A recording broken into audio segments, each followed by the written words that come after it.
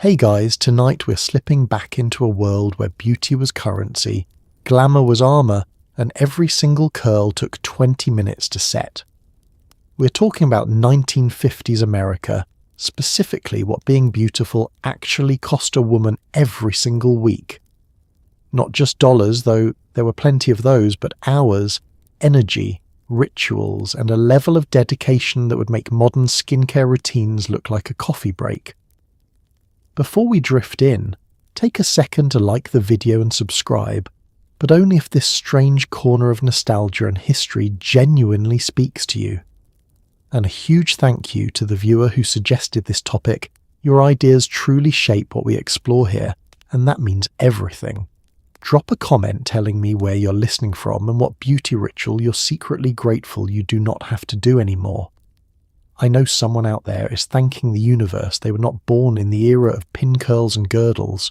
Now go ahead, dim the lights, switch on a fan for that soft white noise, settle deep into your blankets, get comfortable, really comfortable, the kind where moving feels like a philosophical question. Because tonight we're stepping into a world where beauty was not just encouraged, it was expected. Where a woman's appearance was her resume, her social standing, her ticket to respect. Where looking effortlessly lovely required more effort than most full-time jobs. A world where the grocery store demanded lipstick, church required gloves, and leaving the house without stockings could spark neighbourhood gossip that lasted weeks. Have you ever wondered what it really felt like to wake up in 1955 and know your day could not truly begin until you had curled, powdered, painted, and polished yourself into acceptable femininity? What did all those jars and potions actually contain? How long did it take to achieve that signature 50s look, the one that seems so easy in magazine ads? Did women actually enjoy the routines, or were they simply performing what society demanded? What did beauty cost, not just in money, but in time stolen from sleep, hobbies, rest, dreams? And more importantly, could you survive a single week of 50s beauty standards? Could you handle the daily waves, the weekly salon appointments, the constant maintenance, the shaving, plucking, painting, and the quiet knowledge that one chipped nail or frizzy curl might mean social judgment? Well, congratulations. You've just woken up in 1955. The alarm clock is ringing. Your pin curls are still tight from last night. The bathroom is calling, and your beauty routine is about to begin. Good luck. Monday morning arrives with pale sunlight slipping through your bedroom curtains, soft and forgiving. You stretch slowly, feeling the tightness of the metal pin curl still clipped against your scalp. They dug into your pillow all night, little soldiers of beauty holding their posts while you slept. Now comes the ritual, unwinding each curl carefully, gently, coaxing your hair into smooth waves that everyone expects to see. The waves fall into place beautifully this morning, which feels like a small blessing. Some mornings they refuse to cooperate, going flat or frizzy or stubbornly crooked. But today they behave, curving gently against your cheeks, bouncing softly when you turn your head. You secure them with a few well-placed bobby pins, invisible insurance against the wind or unexpected humidity. Your nightgown is damp at the collar from where your wet hair rested last night, and you peel it off, hanging it over the chair to dry. The morning air is cool against your skin. You pull on your slip, your stockings, fastening the garter clips with practiced efficiency. Then comes the dress, a cotton print with a fitted waist and full skirt, perfect for Monday errands. You zip it up the side, smooth the fabric over your hips, check your reflection one more time. Your hair is done, your dress is on. But you're not ready yet, not really. Your face is still bare, vulnerable, naked in a way that feels wrong for leaving the house. Even the mailman expects lipstick. Even the grocer expects powder. You settle onto the vanity stool and reach for your cold cream. The day cannot truly begin until your face is painted into acceptability. Outside, a neighbour's door closes. A car engine starts. The world is waking up, and you must wake up with it, polished and presentable and perfectly curled. You pad into the bathroom, where the morning light makes everything look clean and hopeful. The jar of cold cream sits on the counter, thick and white, smelling faintly of roses and something medicinal. You scoop a generous amount onto your fingertips and begin massaging it into your face, watching last night's leftover makeup dissolve into the cream. It feels cool, soothing, like erasing yesterday to make room for today. You wipe it away with a warm cloth, and your face emerges fresh, bare, ready to be painted anew. The jar is heavy, made of glass with a metal lid that unscrews with a satisfying resistance. You have used this same brand for years, ever since your older sister recommended it. The cream inside is dense, almost like shortening, and it takes a moment to warm up in your hands before it spreads smoothly. You work it into your skin with small circular motions, starting at your chin and moving upward. Always upward. The beauty magazines say never to pull downward, that gravity is already working against you. The cream melts whatever traces of yesterday remain. The faint shadow of powder, the ghost of lipstick that somehow survived the night.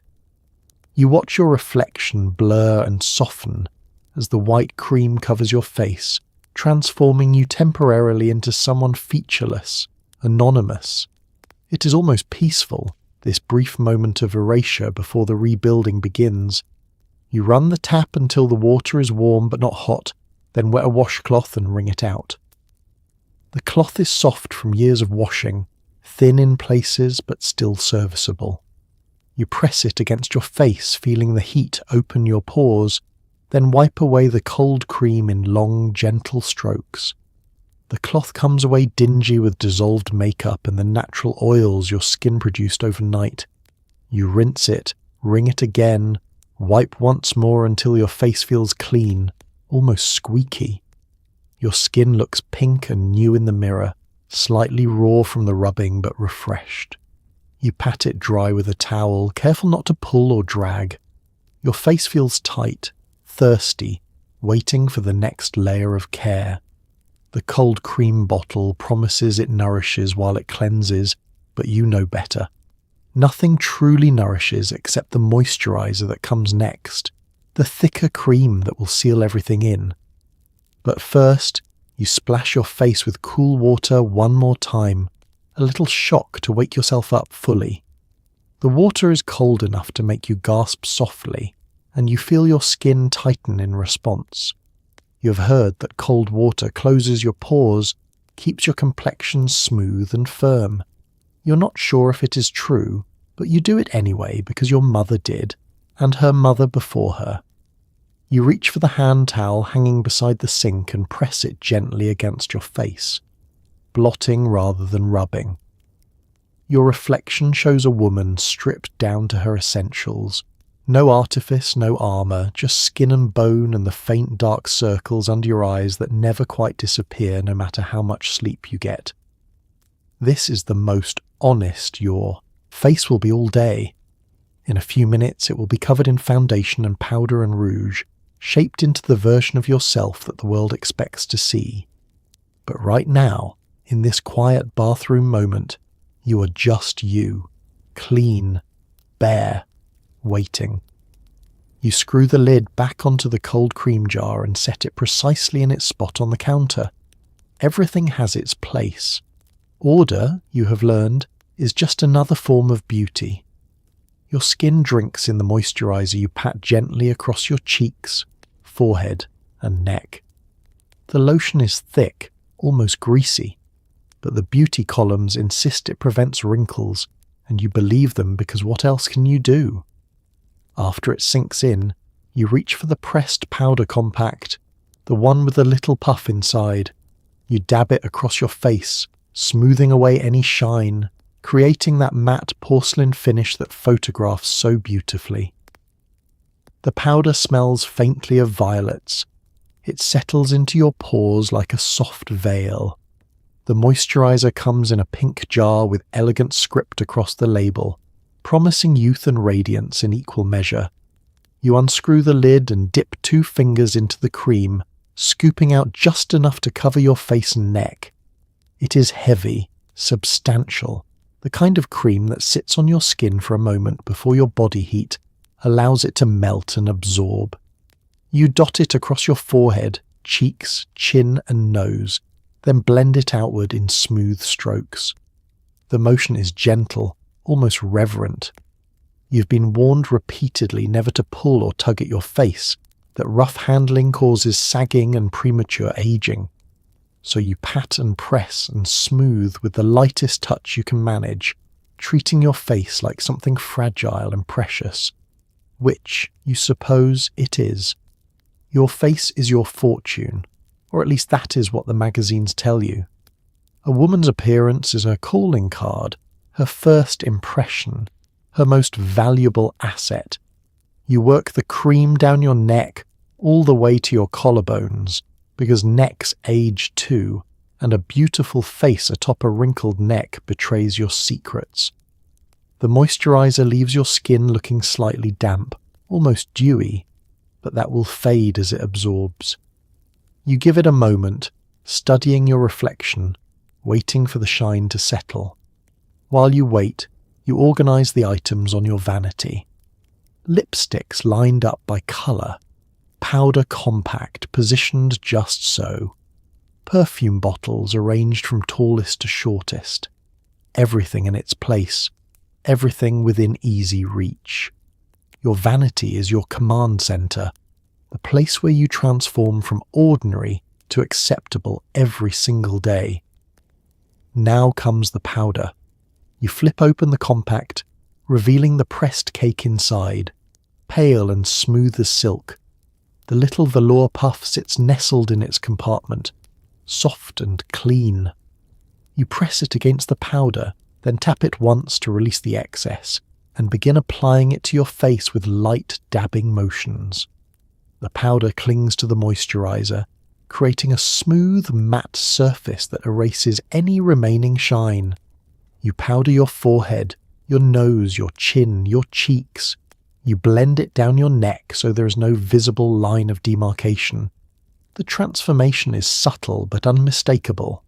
Your skin looks porcelain now, flawless and even-toned like a painted doll. The powder has a faint fragrance, violet and talc, old-fashioned and feminine. It is the smell of propriety, of respectability, of being a lady. You dust a little extra powder across your nose, which tends to get shiny by midday, and across your forehead for good measure. Then you snap the compact shut and set it back in its place. Your face is now a blank canvas, prepared and primed, ready for the colour that will bring it to life. You look presentable now, but not quite finished, not quite yourself, not yet. The morning light catches the powder on your skin, making you look almost luminous. You turn your head side to side, checking for any uneven patches, any missed spots. Satisfied, you reach for your eyebrow pencil. The real work is just beginning. Your eyebrows require attention, careful, deliberate attention. You lean close to the mirror, pencil in hand, and begin filling in the arches with small feathering strokes. The shape matters. Too thin and you look surprised. Too thick and you look severe. You aim for elegant, feminine, sculpted. You pluck a stray hair here, another there, wincing slightly. Beauty, you remind yourself, requires precision. You step back, tilting your head, checking the symmetry. Close. Enough. They will do. The eyebrow pencil is worn down from use, sharpened so many times it has become a small, precious stub. You sharpen it once more with the little metal sharpener that lives in your vanity drawer, twisting carefully until the point is fine enough for detail work. The shavings fall into the wastebasket below, tiny brown curlicues of wasted pencil. You study your brows in the mirror, assessing their natural shape. They are darker than your hair, which is common, but they're also uneven, one arch slightly higher than the other. You have learned to compensate for this with careful pencil work, building up the lower brow until they appear symmetrical, at least from a conversational distance. The pencil glides across your skin with a faint scratching sound, depositing colour in tiny increments. You work with short, light strokes, mimicking the appearance of individual hairs rather than drawing a solid line. Solid lines look harsh, artificial, cheap. Real elegance requires subtlety. You build up the colour slowly, layering stroke upon stroke until the brows look full and defined but still natural, still believably yours. Your hand is steady from years of practice. You know exactly where to start the brow, where to create the arch, where to taper it to a fine point at the end. The arch is crucial. Too high, and you look perpetually startled. Too low, and you look angry. The perfect arch should sit just above the outer edge of your iris, lifting your face without distorting your expression. You finish the first brow and move to the second, trying to replicate the exact same shape. This is always the hardest part, achieving symmetry when your face itself is not quite symmetrical. You squint at your reflection, comparing one side to the other, making tiny adjustments. A little more here, a little less there. The process requires patience and a steady hand and the acceptance that perfection is impossible, but the pursuit of it is mandatory. Now comes the plucking. You reach for your tweezers, small and silver and sharp. You tilt your head back slightly to catch the light, searching for any stray hairs that have dared to grow outside the designated boundaries. There, beneath your arch, a tiny rebel. You grip it firmly and yank. The sting is brief but sharp, and your eyes water reflexively. You blink the tears away and search for the next offender. One by one, you eliminate the strays, pulling them out at the root. Your skin reddens where you pluck, small, irritated dots that will fade in an hour or so. You pluck above your brows, below them, between them, maintaining the clean lines that separate groomed from unkempt. Each hair you remove is a tiny victory over nature, over the chaos of your own body trying to grow in directions you have not approved. When you finish, you set down the tweezers and examine your work. Your brows are now perfect, or as close to perfect as you can make them. They frame your eyes beautifully, lifting your whole face, making you look more alert, more polished, more put together. You look like the kind of woman who has her life under control, even if you do not always feel like her. You brush a finger over your brows, smoothing them into place, and allow yourself a small moment of satisfaction. This is one task you can complete well, one small piece of beauty you can master. It is not much, but it is something. Lipstick is not optional. Even if you are just running to the market, even if no one will see you, lipstick is the uniform of womanhood in 1955. You twist up the tube, a bold red that matches the era's confidence, and carefully outline your lips.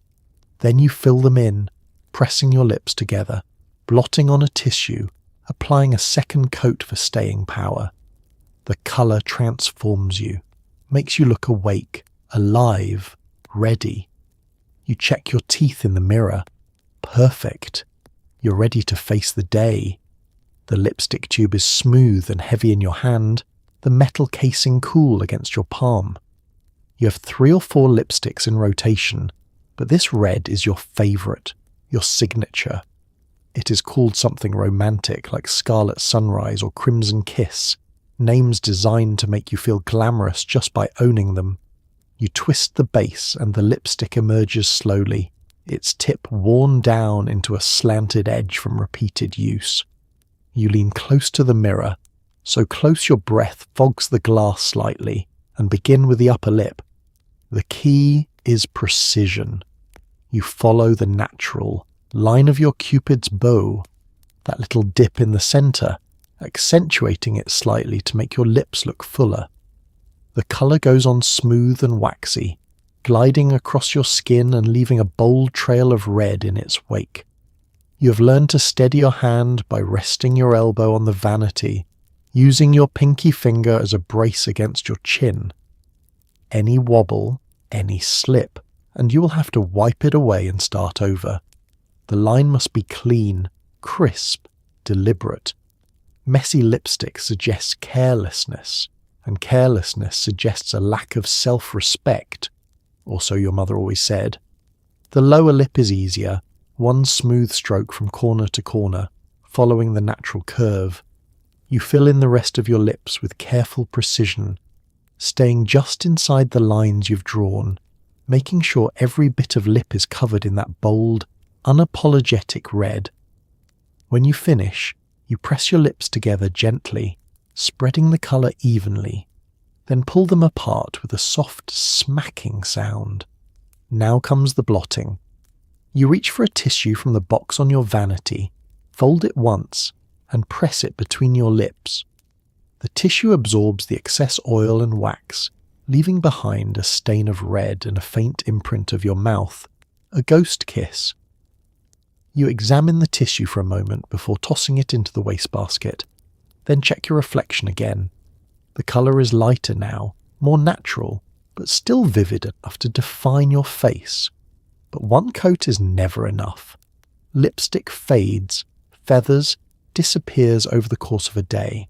So you apply a second coat, repeating the entire process. Outline, fill, press, blot. This time you skip the tissue and simply press your lips together, letting the layers meld. The colour is deeper now, richer, more permanent. It will last through your morning errands, through lunch, maybe even through the afternoon if you're careful not to eat anything too greasy. You smile at your reflection, checking your teeth for any smudges of red. Clean. Good. You have heard horror stories of women walking around with lipstick on their teeth, oblivious to the stares and the whispered comments. You will not be one of them. You do a final check, running your tongue lightly over your front teeth just to be sure, then cap the lipstick and set it back in its place. The transformation is complete. Your bare face has become a public face, acceptable and appropriate and ready to be seen. The lipstick is more than colour. It is confidence, armour, proof that you care enough to try. Without it, you would feel exposed, vulnerable, somehow less than. With it, you're a woman of your time, polished and presentable and perfectly correct. You stand, smooth your dress, and take one last look in the mirror. You're ready now, ready to step outside, to be seen, to exist in the world as a woman who has done everything right. Tuesday is shampoo day, a significant event in your weekly calendar. You do not wash your hair every day. That would strip it, damage it, make it unmanageable. Once a week is the rule. You lean over the sink, wetting your hair with warm water, then work the shampoo into a lather. It smells like flowers and soap.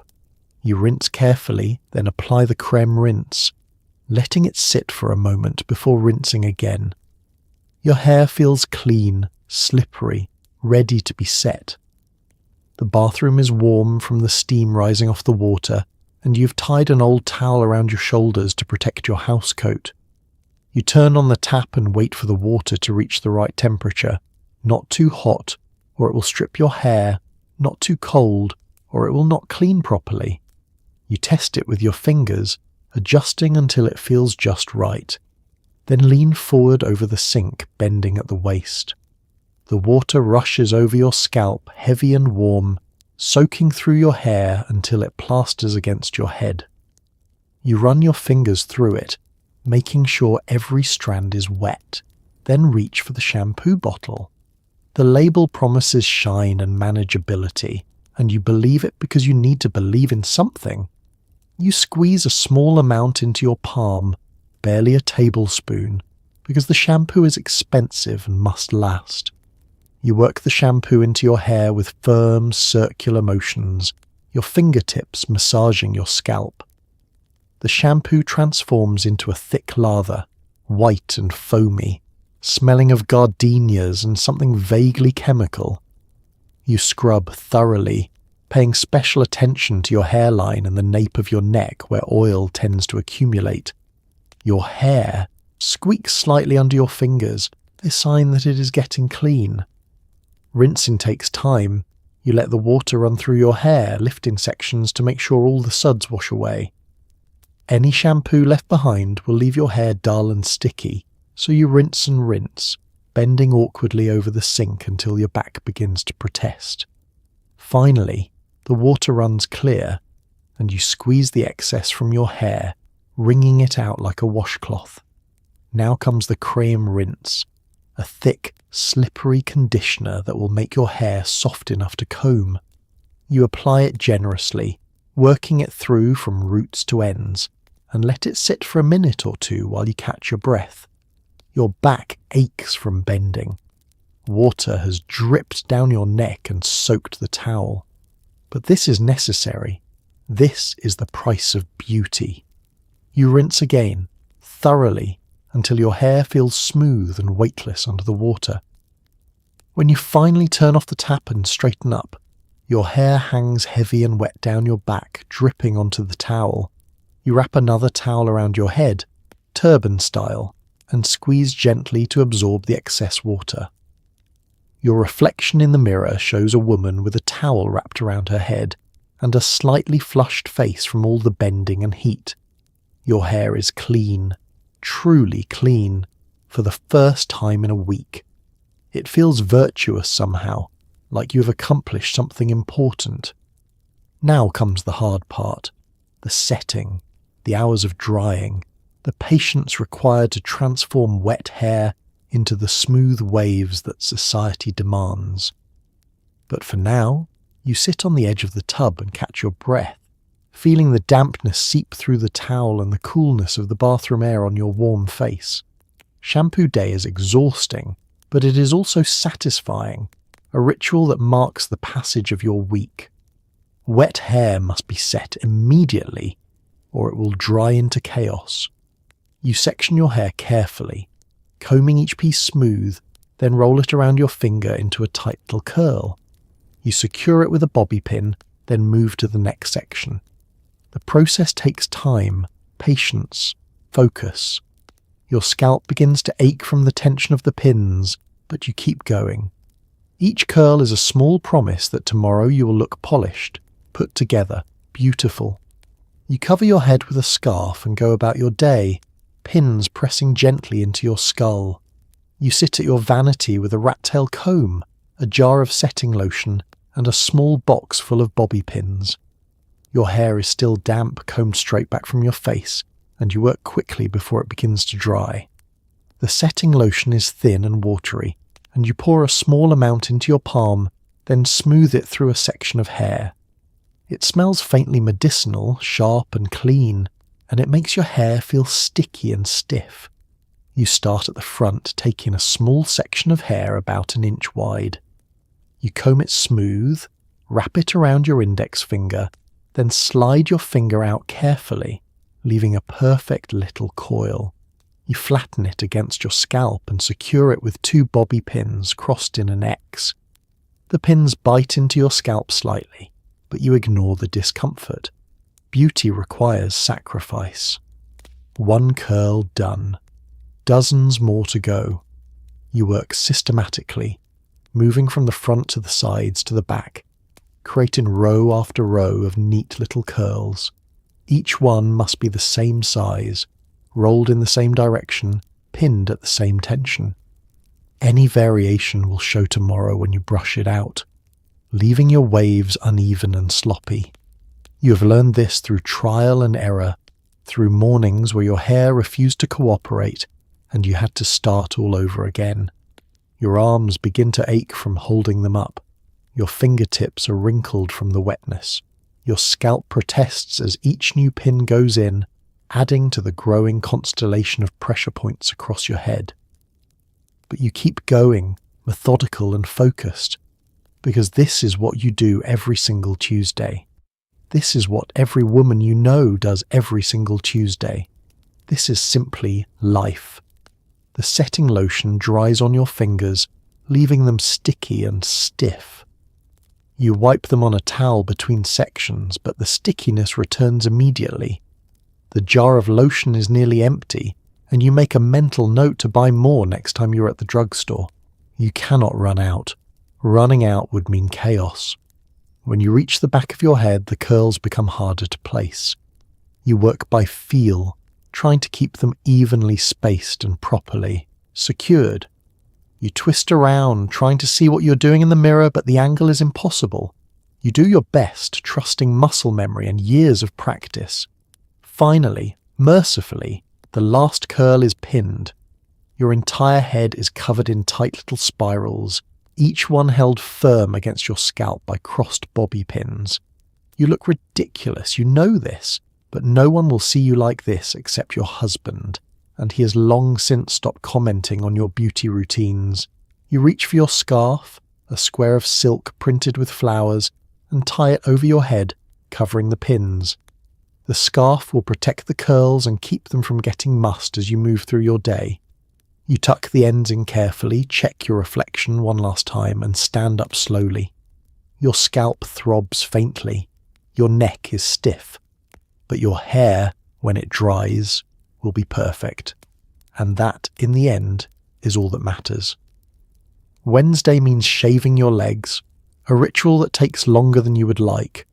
You sit on the edge of the tub, lathering your legs with soap, then carefully drag the razor upward, clearing away the stubble.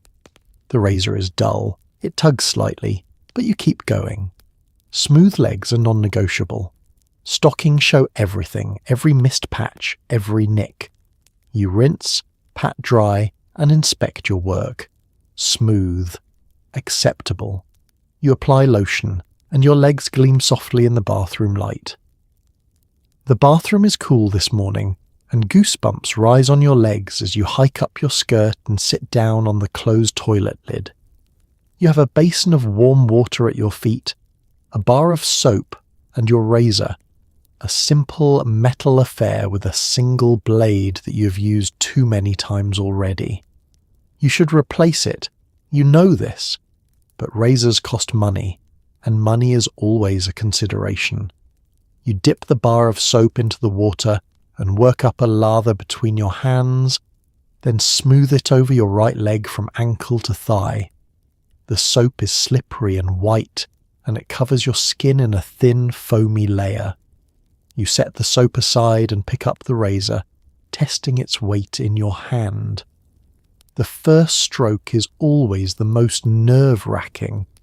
You place the blade at your ankle and draw it upward in a slow, steady line, rinsing it in the basin after each pass.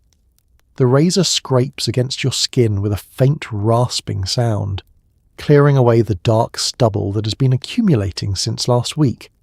You work carefully, methodically, covering every inch of skin from your ankles to the tops of your thighs. The razor tugs occasionally, catching on a hair rather than cutting it cleanly. You wince but keep going, rinsing the blade and trying again. A dull razor is a curse, but replacing it feels wasteful when this one still technically works. You just have to be patient, have to go over the same spot multiple times until the stubble finally gives up. Your shins are the hardest part, all angles and bone, with nowhere to hide a mistake. You go slowly here, stretching the skin taut with your free hand, making sure the blade glides smoothly. One wrong move and you will nick yourself, and then you will spend the rest of the morning trying to stop the bleeding with little bits of tissue paper stuck to your leg. When your right leg is done, you rinse it with clean water, sloshing it gently in the basin, then inspect your work. You run your hand up your shin, feeling for any patches of stubble you might have missed. There, just below your knee, a small rough spot. You soap it again and shave over it until it is smooth. Now the left leg. You repeat the entire process, soaping, shaving, rinsing, inspecting. Your back is starting to ache from hunching over, and your hands are pruny from the water, but you're almost done. Just the backs of your thighs, the hardest part to reach, and you will be finished. You twist awkwardly, trying to see what you're doing, and run the razor up the back of your leg by feel alone. You have nicked yourself here before, more times than you can count, because you cannot see what you're doing and the skin is soft and easy to cut. But today, you're lucky. No blood, just smooth, clean skin. When both legs are finally done, you stand and dump the basin of soapy water down the drain. You pat your legs dry with a towel, then reach for the bottle of lotion, thick and white and smelling of almonds. You pour some into your palm and massage it into your legs, working it in until your skin feels soft and hydrated. The lotion soaks in slowly, leaving your legs with a subtle sheen. You run your hands over your legs one more time, feeling the smoothness, the evidence of your labour. They're perfect now, ready to be displayed in stockings, ready to be seen. And tomorrow, the stubble will begin growing back, and by next Wednesday you will do this all over again. Your underarms require just as much attention. You shave them carefully, then reach for the deodorant, a waxy stick that glides on with a faint medicinal scent. It does not stop perspiration entirely, nothing does, but it helps. You dust a little powder under your arms for good measure. The whole process feels clinical, necessary, part of the ongoing maintenance required to be a woman in public. You stand in front of the bathroom mirror and lift your right arm, examining the delicate skin of your underarm. It is vulnerable skin, thin and sensitive, prone to irritation and rashes if you're not careful. But it is also visible skin, glimpsed when you reach for something on a high shelf or wave to a neighbour, and so it must be smooth, hairless, acceptable. You wet your underarm with a damp washcloth, then rub the bar of soap across it, creating a thin lather. The soap stings slightly, finding tiny invisible cuts from the last time you shaved, but you ignore the discomfort. You pick up your razor, the same one you just used on your legs, and carefully drag it across your skin in short, gentle strokes. The hair here is coarser than on your legs, darker and more stubborn. The razor catches and pulls, and you have to go over the same spot several times to clear it completely. You work slowly, cautiously, because the skin here is so easy to nick, and a cut under your arm bleeds freely and takes forever to stop. When you finish the first underarm, you rinse away the soap and examine your work, running your fingers over the smooth skin. Good. Clean. You repeat the process on the left side, lifting your arm high and shaving carefully until both underarms are hairless and smooth. Now you rinse the razor and set it aside to dry. Then pat your underarms dry with a towel. Your skin is pink and slightly irritated, but that will fade in a few minutes. You reach for the deodorant, a hard white stick that smells like talc and flowers and something vaguely antiseptic. You twist the base of the deodorant stick and apply it to your right underarm, swiping it back and forth several times until a thin white coating covers your skin. The deodorant feels waxy and cool, and it leaves a faint residue that you hope will keep you dry and fresh smelling throughout the day. You repeat the process on the left side, then set the deodorant back in the medicine cabinet. But you're not done yet. You reach for the tin of dusting powder, the same powder you use on your face, and open it. You dip the fluffy puff inside, coating it with powder, then tap off the excess and pat it gently under each arm. The powder absorbs any remaining moisture and helps the deodorant stay in place. It also smells nice, adding another layer of feminine fragrance to your body. You lower your arms and wait a moment for everything to dry, standing still in the bathroom, listening to the house settling around you. This routine is invisible, something no one will ever see or comment on, but it is essential. A woman who smells is a woman who has failed, no matter how beautiful her hair or how perfect her lipstick.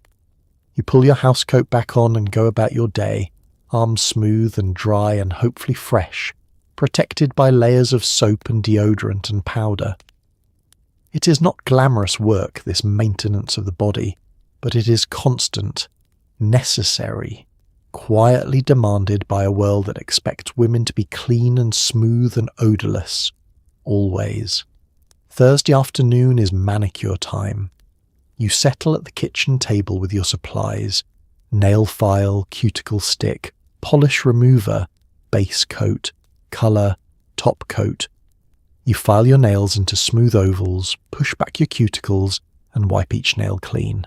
Then comes the polish, careful strokes of red that match your lipstick. You blow on them gently, willing them to dry. One smudge and you will have to start over. You sit very still, hands resting on the table, waiting for the polish to harden into a glossy shield. The kitchen is quiet, filled with a soft afternoon light that filters through the curtains. You have the radio on low, a soap opera playing in the background, but you're not really listening. Your attention is focused, entirely on your hands, spread flat on the table in front of you, waiting to be transformed. You start with the polish remover, soaking a cotton ball in the sharp-smelling liquid and wiping away last week's colour. The red comes off in streaks, staining the cotton ball pink, and the smell of acetone fills the kitchen, acrid and chemical. You work methodically, cleaning each nail until it is bare and slightly dull, all the shine stripped away. Now comes the filing. You pick up your emery board, rough on one side and smooth on the other, and begin shaping your nails. You file them into gentle ovals, not too long, not too short, just the right length to look feminine without being impractical. The filing creates a soft rasping sound, and you watch as the white tips of your nails shorten and smooth. Each nail must match the others, all the same length, all the same shape. You hold your hands up, comparing one to the other, making tiny adjustments. Filing is tedious work, but it matters. Uneven nails look sloppy, careless, and carelessness is not acceptable. When the filing is done, you reach for your cuticle stick, a small wooden tool with a flat angled end. You dip it in a bit of hand cream to soften it, then gently push back the cuticles on each nail, clearing the nail bed and making your nails look longer, more elegant. The cuticles resist slightly, and you have to be firm but careful. Push too hard and you will tear the delicate skin, causing pain and bleeding. You work your way around each nail, tidying the cuticles, smoothing away any rough spots, creating clean lines. When you finish, you wipe each nail with a dry cloth, removing any traces of oil or cream. The nails must be completely clean and dry, or the polish will not adhere properly. Now comes the base coat, a clear polish that protects your nails and helps the colour go on smoothly. You dip the tiny brush into the bottle, wiping off the excess against the rim, then carefully paint each nail with a thin coat. The brush strokes must be smooth and even, starting at the base of the nail and sweeping up to the tip in one fluid motion. You paint all 10 nails, then wait for them to dry, blowing gently on them and waving your hands in the air. When the base coat is dry, you reach for your colour, the same bold red you wear on your lips. You shake the bottle gently, then open it and begin painting. The first stroke goes down the centre of the nail from base to tip. The second stroke covers the left side. The third stroke covers the right. 3 strokes per nail, quick and precise, leaving a smooth, glossy coat of colour. You paint your right hand first, awkwardly holding the brush in your left hand, concentrating hard to keep the line steady. Then you switch hands and paint your left, which is easier because you are right-handed. The red is vivid and bright, transforming your nails into 10 little jewels. But you are not done. One coat is never enough. You wait for it to dry, testing the surface gently with your fingertip, Then apply a second coat, repeating the entire process. The colour deepens, becomes richer, more saturated. Now your nails look truly polished, truly finished. Finally, you apply the top coat, another clear layer that seals everything in and adds a high gloss shine. You paint carefully, trying not to disturb the colour underneath, and then you are done. 10 perfect red nails, glossy and smooth, ready to be admired. You sit very still, hands flat on the table, waiting for the polish to dry completely. You do not dare move, do not dare touch anything, because one smudge, one dent, one fingerprint will ruin everything, and you will have to start over. So you wait, patient and motionless, while the polish hardens into an impenetrable shell. The soap opera drones on. The light shifts as the afternoon fades, and you sit, hands outstretched, waiting for beauty to set. Your hands are always on display, and they must be soft, smooth, unchapped. Every night you slather them in thick hand cream, then slip on cotton gloves to let the lotion soak in while you sleep. In the morning you peel off the gloves and your hands feel like silk. During the day you reapply cream whenever you wash dishes, whenever you feel dryness creeping back.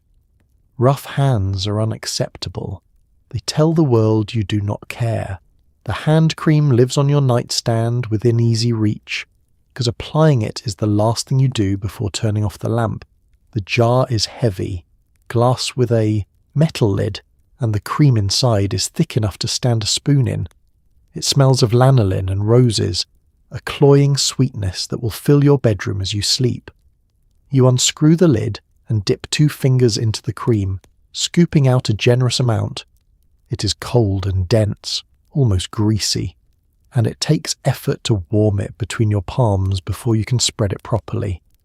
You rub your hands together, working the cream into every inch of skin, paying special attention to your knuckles, which are always the first to show dryness and age. You massage the cream into each finger individually, working it down to the base, around each nail, into the webbing between your fingers.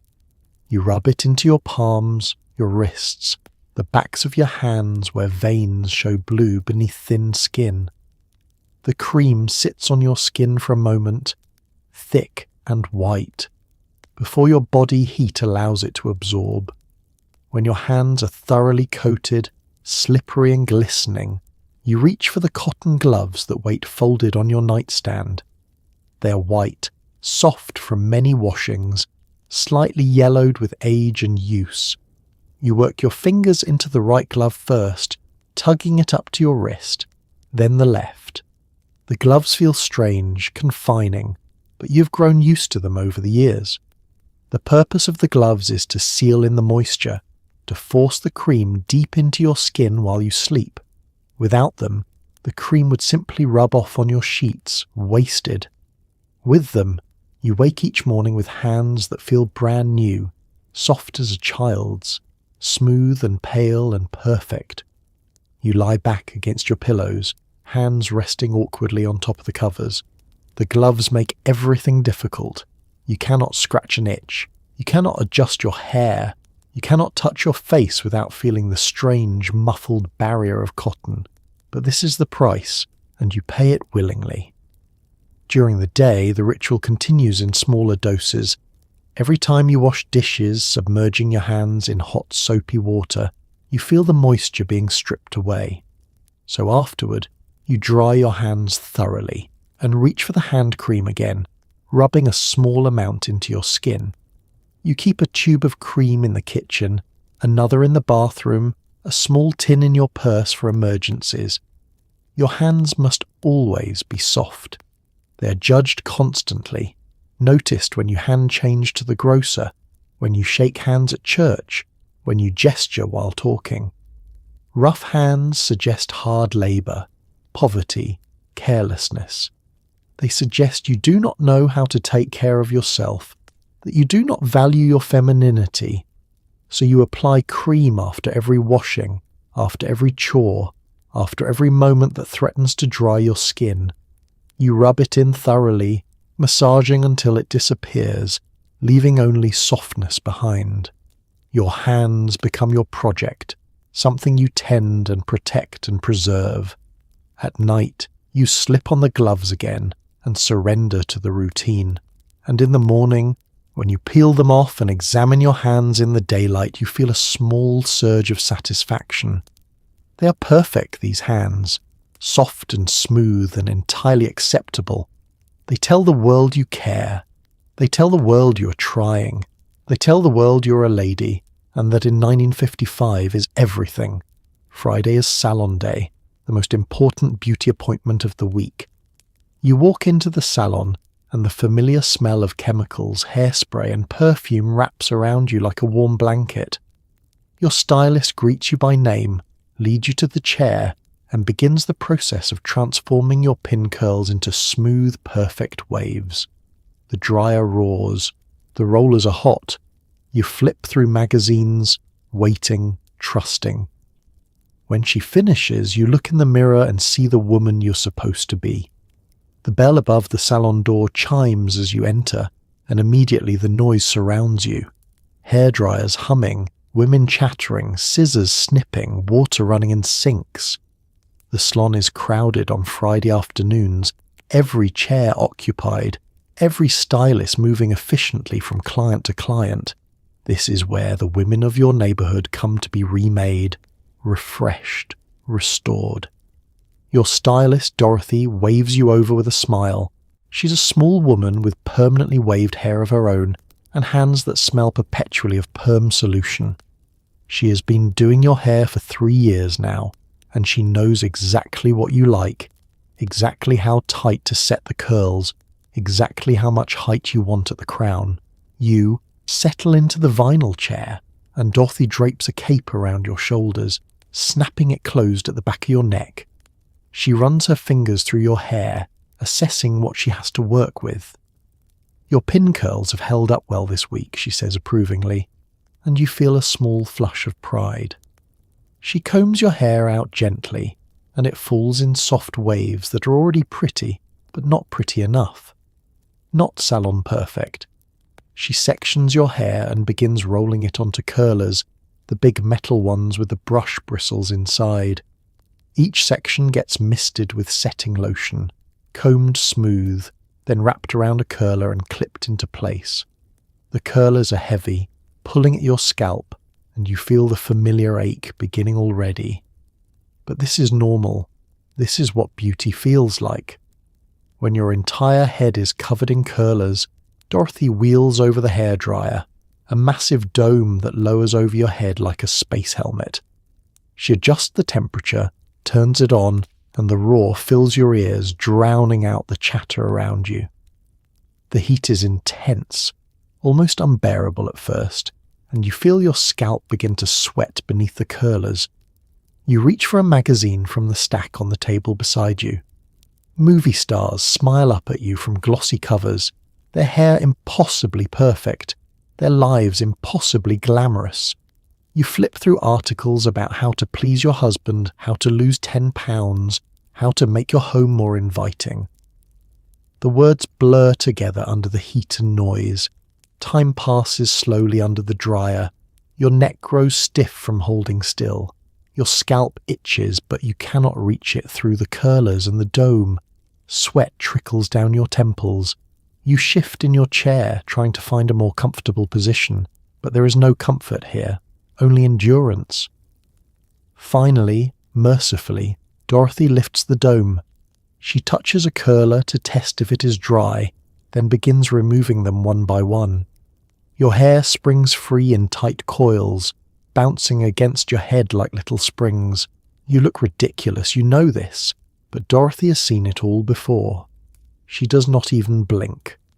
She picks up her brush and begins the process of brushing out the curls, transforming them from tight spirals into smooth flowing waves. Her hands move quickly, expertly, teasing and smoothing and shaping.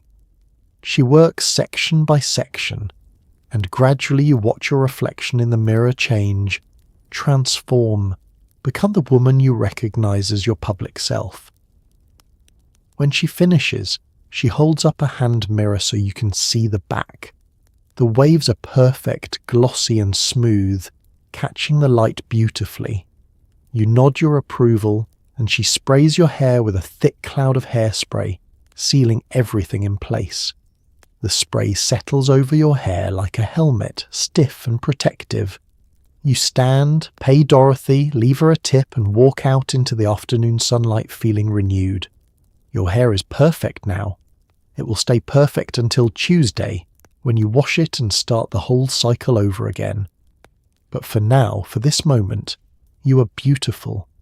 You're exactly what you're supposed to be. Some women visit the salon for a facial, a luxury that feels like medicine. The esthetician steams your face, extracts blackheads, applies masks that harden like plaster. You lie still, breathing through your nose, feeling your skin tighten. When she wipes it all away, your face feels raw, clean, new. She massages cream into your cheeks, your forehead, your neck. You leave feeling pampered, refreshed, ready to face another week. The facial room is small and dim, lit only by a soft lamp in the corner. A narrow table draped in clean white towels waits for you, and you lie down obediently, settling your head into the horseshoe-shaped cushion. The esthetician, a woman named Margaret with perfect skin and gentle hands, drapes another towel across your chest and tucks your hair back with a headband. She begins by cleansing your face with warm, damp cloths, wiping away your makeup and the day's accumulation of powder and oil. The cloths smell like eucalyptus, fresh and medicinal, and the warmth feels soothing against your skin. She wipes gently but thoroughly, paying attention to every crease and corner until your face is completely bare. Now comes the steam. Margaret wheels over a small machine that hisses and spits warm vapour, and she positions it close to your face. The steam envelops you, opening your pores, softening your skin, making you feel like you are melting. You breathe carefully through your nose, feeling the moisture settle on your face like dew. It is almost uncomfortable, this wet heat, but Margaret assures you it is necessary, essential for deep cleansing. After several minutes of steaming, Margaret moves the machine away and leans close to examine your skin with a magnifying lamp. The bright light is harsh and unforgiving, and you close your eyes, not wanting to see what she sees. She makes small humming noises as she works, assessing, planning her attack. Then comes the extraction, the part you dread most. She wraps her fingers in tissue and begins pressing firmly on your skin, forcing out blackheads and clogged pores. It hurts, a sharp, focused pain that makes your eyes water. You grip the sides of the table and try not to flinch. She works methodically across your nose, your chin, your forehead, clearing away every imperfection she can find. When the extraction is finally over, your skin feels tender and raw. Margaret soothes it with cool, damp cloths, pressing gently, calming the redness.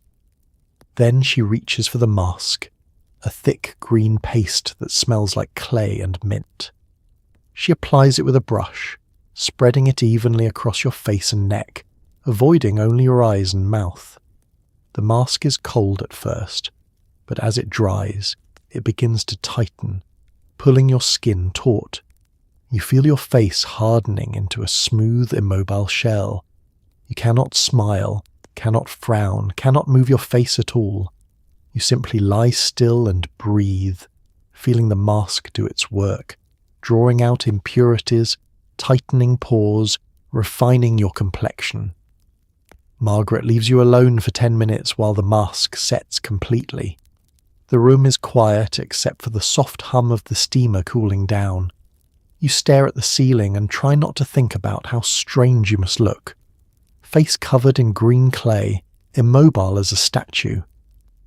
When she returns, she gently wipes away the mask with warm, wet towels. The clay comes off in pieces, and beneath it your skin feels tight, clean, almost painfully fresh.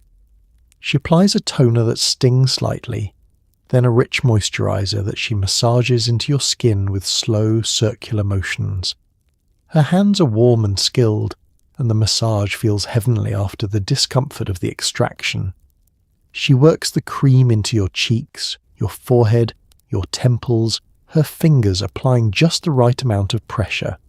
She massages your neck, your jawline, the delicate skin under your eyes. You feel yourself relaxing completely, sinking into the table, surrendering to her care. When she finishes, she helps you sit up slowly. You catch a glimpse of yourself in the mirror, face pink and glowing, eyes slightly glassy from relaxation. You look renewed, polished, somehow younger. The facial is stripped away, not just dirt and oil, but also weariness, leaving you feeling clean and cared for and ready. You pay Margaret, thank her, and step back out into the world feeling like you have been given a gift. Your face feels tender but alive, responsive to every breeze. You touch your cheek gently, marveling at the smoothness. This is what luxury feels like, you think. This is what it means to be pampered. And you will carry this feeling with you through the next week until it fades and you return once again for renewal. Saturday night means a full face of makeup, more than the daily routine. You start with foundation, smoothing it across your skin until your complexion looks flawless. Then powder, blush, eyeshadow in soft browns and blues, eyeliner, mascara applied with a tiny brush, more lipstick. You check yourself from every angle, adjusting, blending, perfecting. When you finish, you look like a movie star. You feel like one too. The bedroom is quiet except for the radio playing softly in the background, some crooner singing about love and moonlight. You sit at your vanity in your slip, hair already perfectly set from yesterday's salon visit, and survey the array of cosmetics spread before you. Saturday night is special. Saturday night requires more effort, more drama, more colour. Tonight you will be seen, really seen, and you must look your best. You begin with foundation, squeezing a small amount from the tube onto the back of your hand. The foundation is thick and peachy, a shade darker than your natural skin tone, designed to give you that healthy, sun-kissed glow that looks so beautiful in photographs. You dot it across your face with your fingertips, then blend it outward in smooth, even strokes. You work the foundation down your neck, blending carefully so there's no visible line where your face ends and your neck begins. The coverage is heavy, opaque, transforming your skin into a flawless, poreless surface. You blend around your nose, under your eyes, across your forehead, erasing every blemish, every shadow, every hint of imperfection. When the foundation is smooth and even, you reach for your powder, pressing it into your skin with the velour puff. The powder sets the foundation, mattifying the slight sheen and ensuring nothing will slide or smudge throughout the evening. You powder generously, creating that signature matte finish that defines 1950s glamour. Now comes the blush, a warm pink that you sweep across the apples of your cheeks with a soft brush.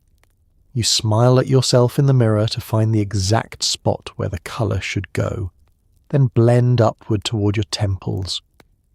The blush brings life back to your powdered face, creating the illusion of health, youth, vitality. Eyeshadow is next, and you choose your colours carefully. A soft brown for the crease to add depth and definition. A pale blue on the lid to make your eyes look larger, brighter, more awake. You apply the shadow with a tiny sponge applicator, blending the colours together until there are no harsh lines, only smooth gradations of colour. Then comes the eyeliner, liquid and black, applied with a fine-tipped brush. You steady your hand against your cheek and draw a thin line along your upper lash line, starting at the inner corner and sweeping outward. At the outer corner, You flick the line upward slightly, creating a subtle cat-eye effect that lifts your whole face. Your hand is steady from years of practice, and the line comes out perfect on the first try. Mascara is more challenging. You spit delicately into the small cake of mascara, then rub the tiny brush against it until it is coated in black paste. You apply it to your upper lashes with short, careful strokes, wiggling the brush from root to tip. The mascara thickens your lashes, darkens them, makes them look long and dramatic. You let it dry for a moment, then apply a second coat. Your face is nearly complete now, dramatic and glamorous, but it needs one more thing. You reach for your lipstick, the same red you wear every day, but tonight you apply it more carefully, more precisely, creating a perfect bow on your upper lip and a smooth, even curve on your lower lip. You blot, reapply, blot again, building up layers of colour until your lips are deep, rich, impossibly red. You lean back and study your reflection from every angle.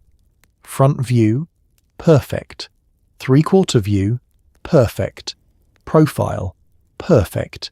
You have transformed yourself from an ordinary woman into something extraordinary, someone who belongs in a nightclub or on a magazine cover.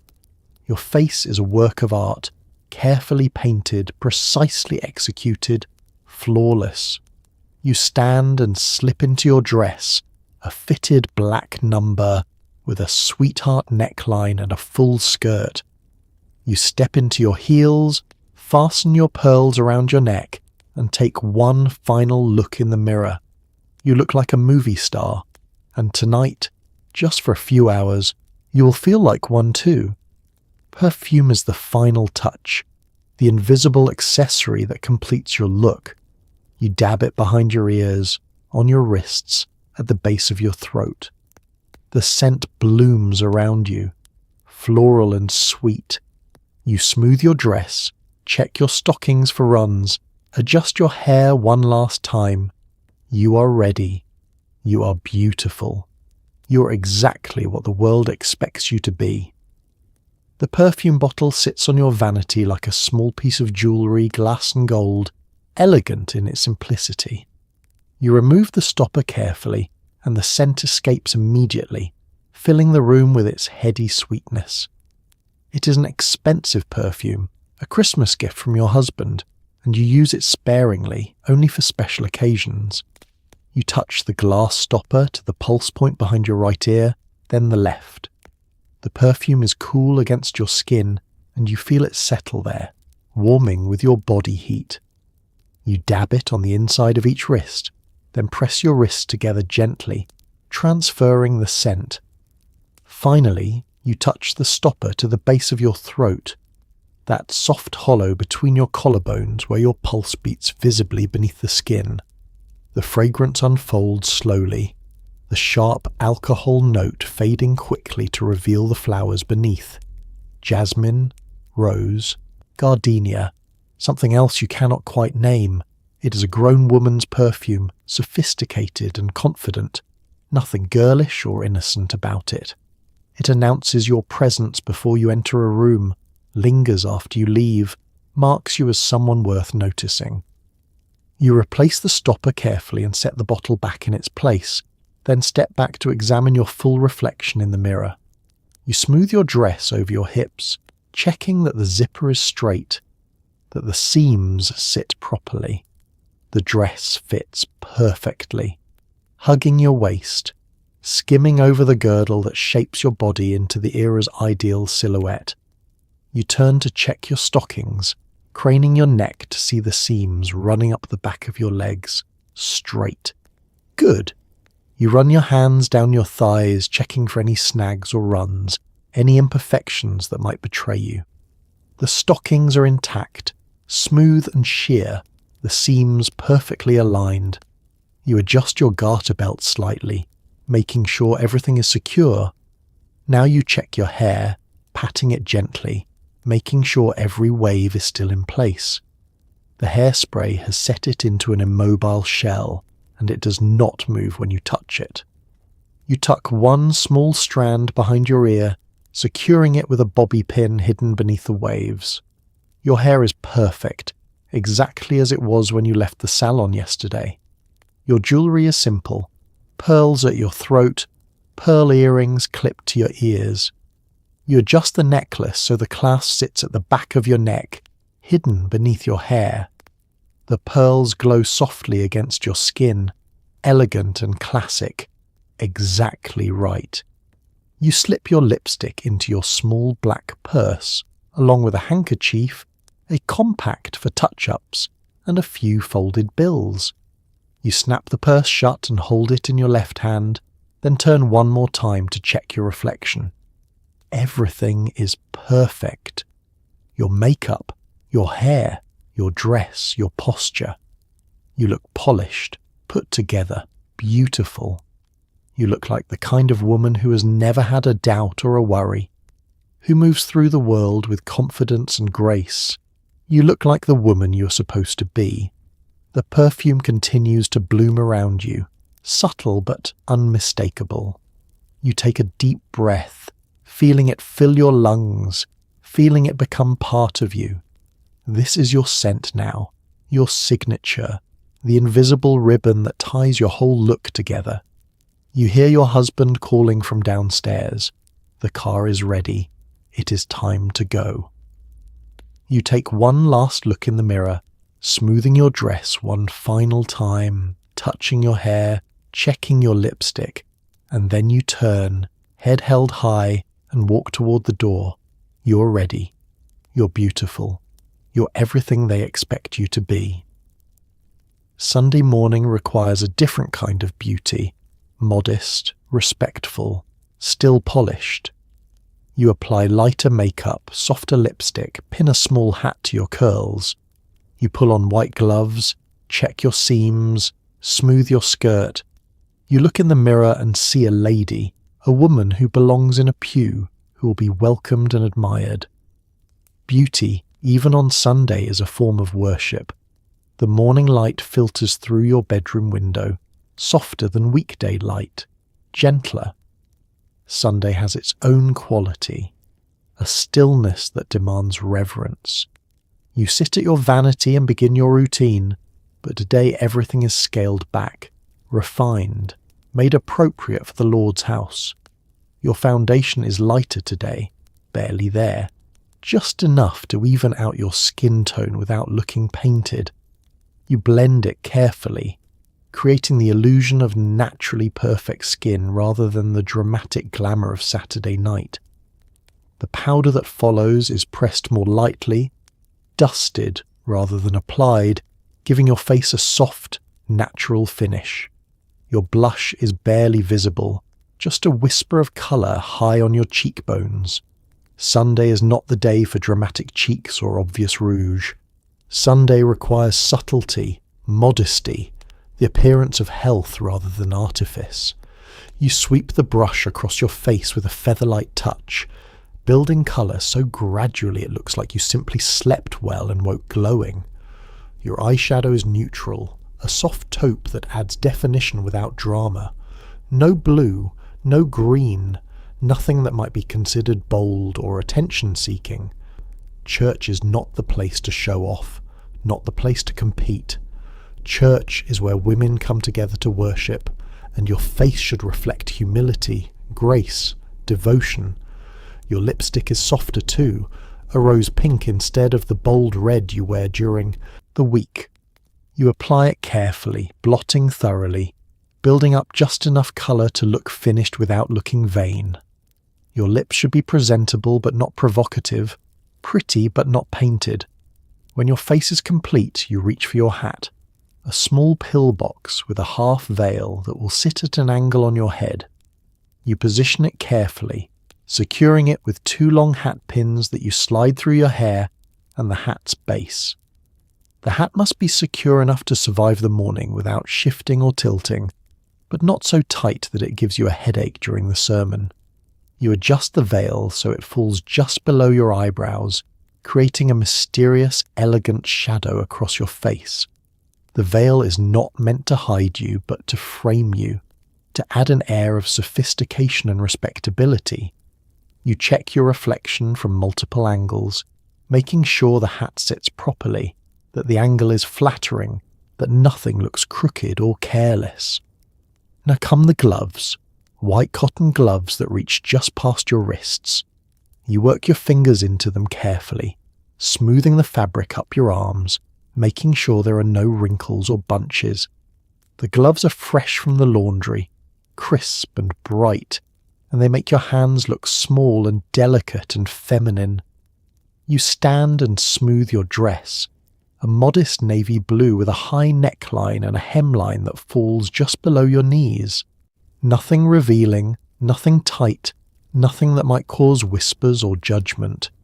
Your stockings are perfect, seams straight, no runs. Your shoes are simple black pumps with a modest heel, polished until they shine.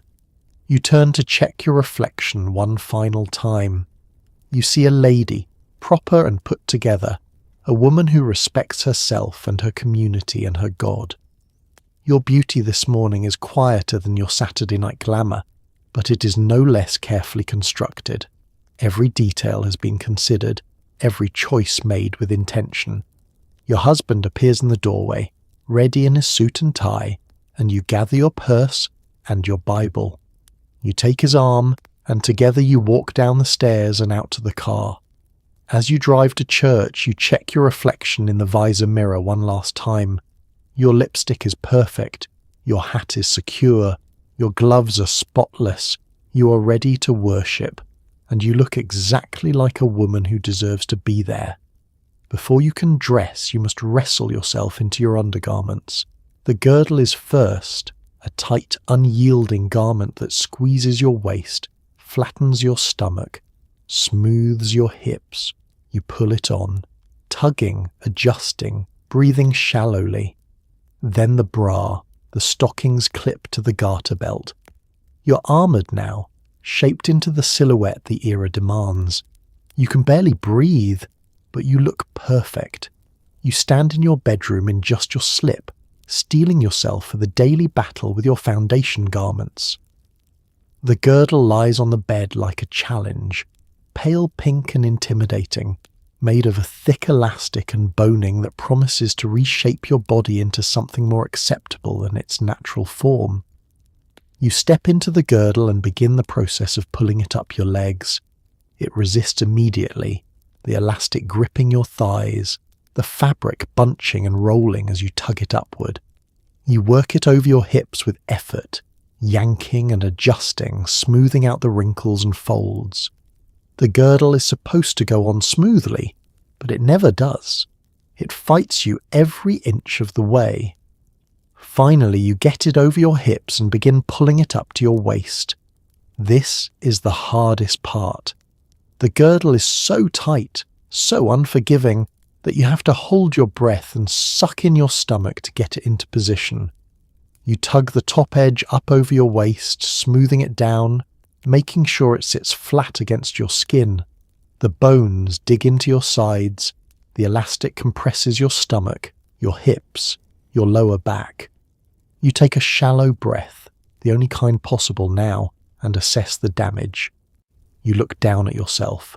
Your waist is visibly smaller, cinched in by the relentless pressure of the girdle.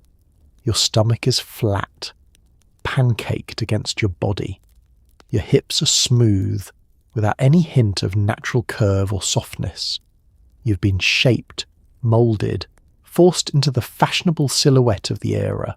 Small waist, flat stomach, smooth lines. Never mind that you cannot bend, cannot breathe deeply, cannot sit comfortably. You look right, and that is what matters. Next comes the bra, a structured garment with stitched cups that create a pointed conical shape.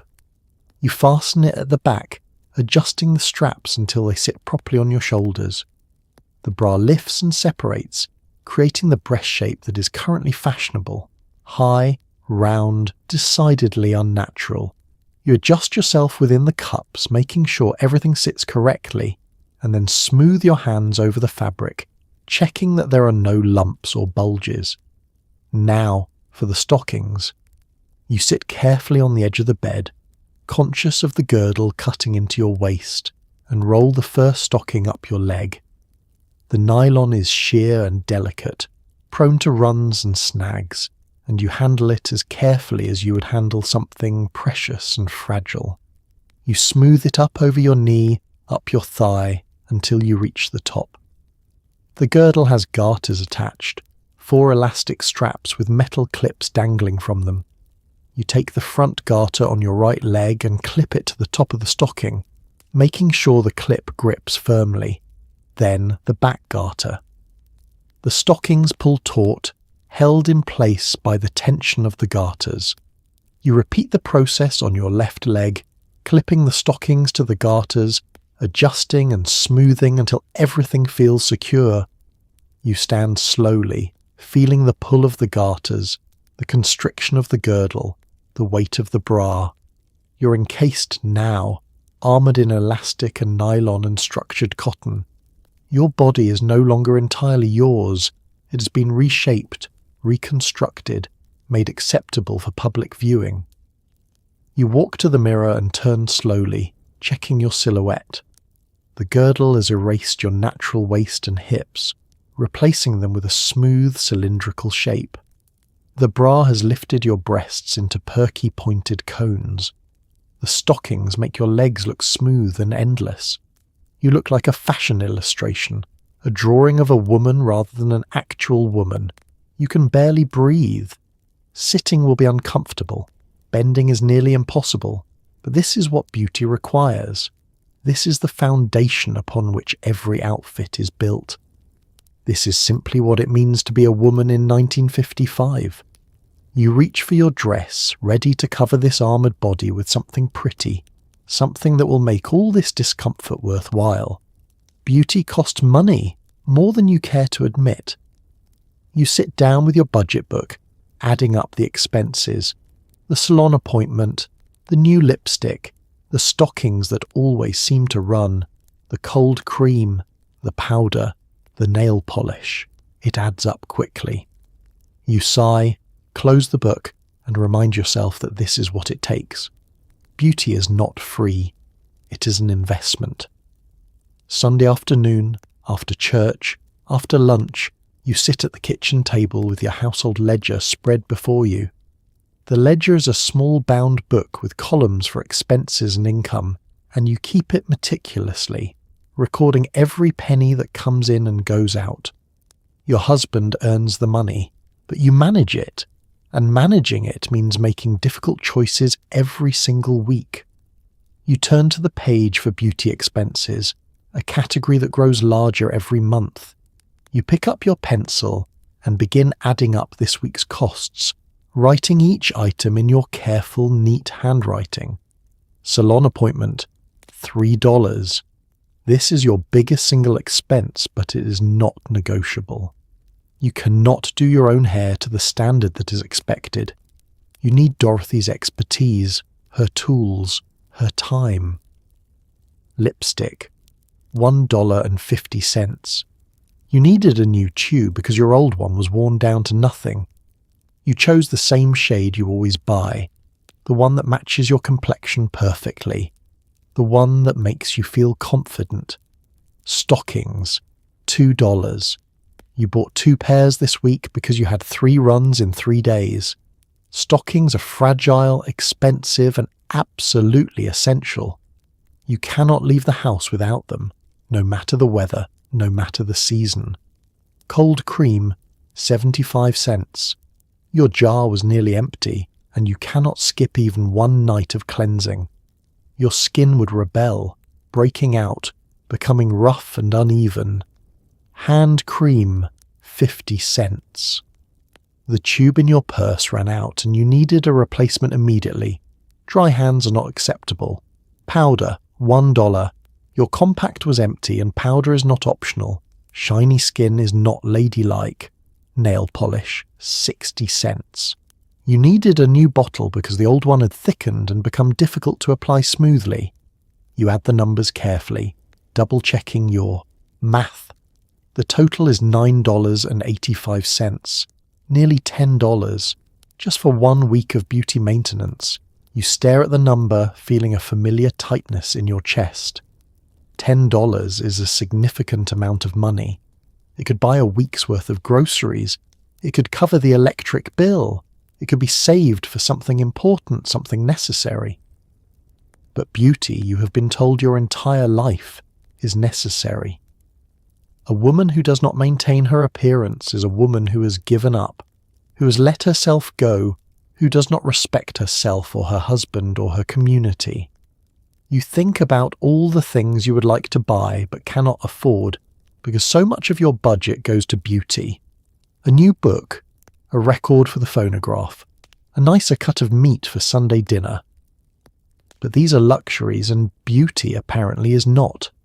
You flip back through previous weeks, scanning the beauty expenses column. $9 1 week, $11 another, $8.50, $10.25. The amounts vary slightly, but they never disappear. There is always something that needs replacing, always some new product the magazines insist you need, always some treatment or appointment that cannot be skipped. And this does not even include clothing, which is a separate category altogether. Dresses, slips, girdles, shoes, gloves, hats. All of it costs money. All of it requires maintenance, cleaning, mending, replacing. You close the ledger slowly and set your pencil down. Your husband does not understand these expenses. He sees the total at the end of the month and frowns, asking why it costs so much for you to look presentable. You try to explain about the salon, the stockings, the endless products that are necessary rather than frivolous, but he does not really hear you. To him, women are simply expensive, and that is that. You put the ledger away in the kitchen drawer and go to start preparing dinner. The budget is balanced, barely, and next week you will do it all over again. You will add up the costs, make the sacrifices, and pay the price that beauty demands. Because beauty, in 1955, is not a choice. It is an obligation, one you fulfill week after week, dollar after dollar, whether you can afford it or not. Evening means removing the day's armour. You wipe away your makeup with cold cream, brush your hair 100 strokes, apply night cream to your face and neck. You put your hair back into pin curls, securing each one carefully. You slather lotion on your hands, pull on your cotton gloves. You're not done being beautiful, even in sleep. Tomorrow requires preparation. The house is quiet now, your husband already in bed, the dishes washed and put away, the kitchen tidied for tomorrow. You climb the stairs slowly, feeling the exhaustion of the day settling into your bones. You've been on all day, performing, smiling, maintaining, and now, finally, you can begin the process of taking yourself apart. You sit at your vanity and reach for the jar of cold cream. Your face in the mirror looks tired despite the makeup, your eyes slightly heavy, your smile long since faded. You scoop out a generous amount of cream and begin massaging it into your skin, watching as your carefully applied makeup dissolves into the white paste.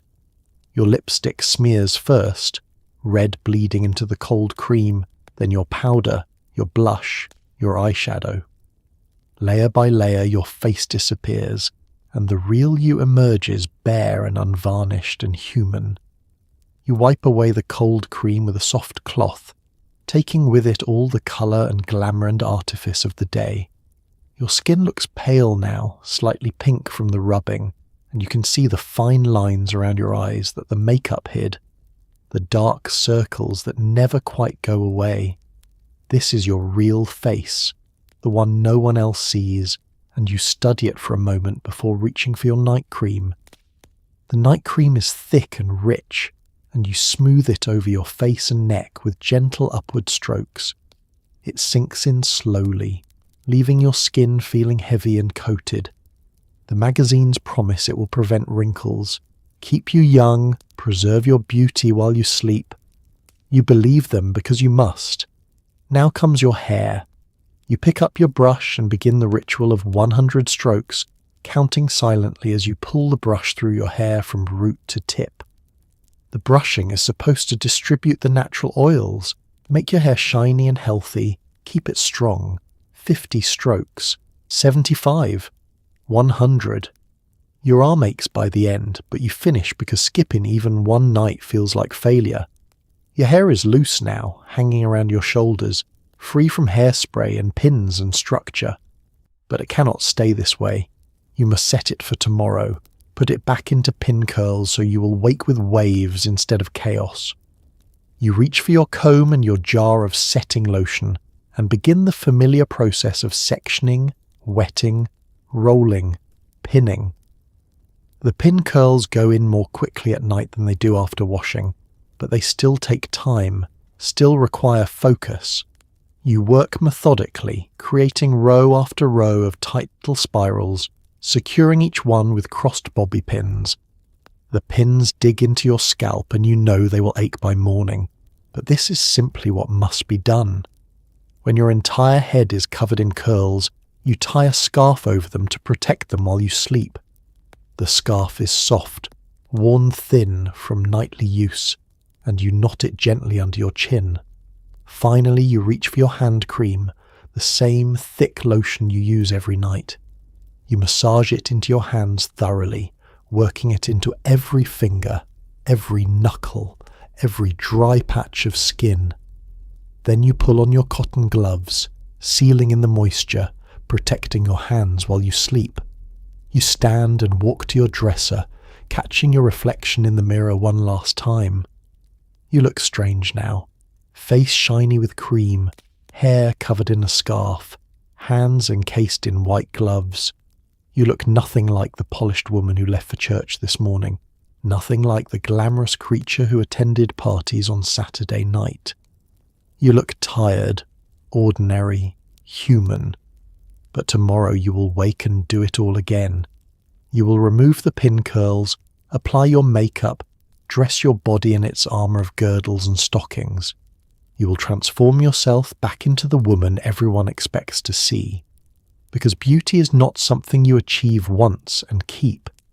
It is something you create fresh every single day. Something that requires constant work, constant vigilance, constant effort.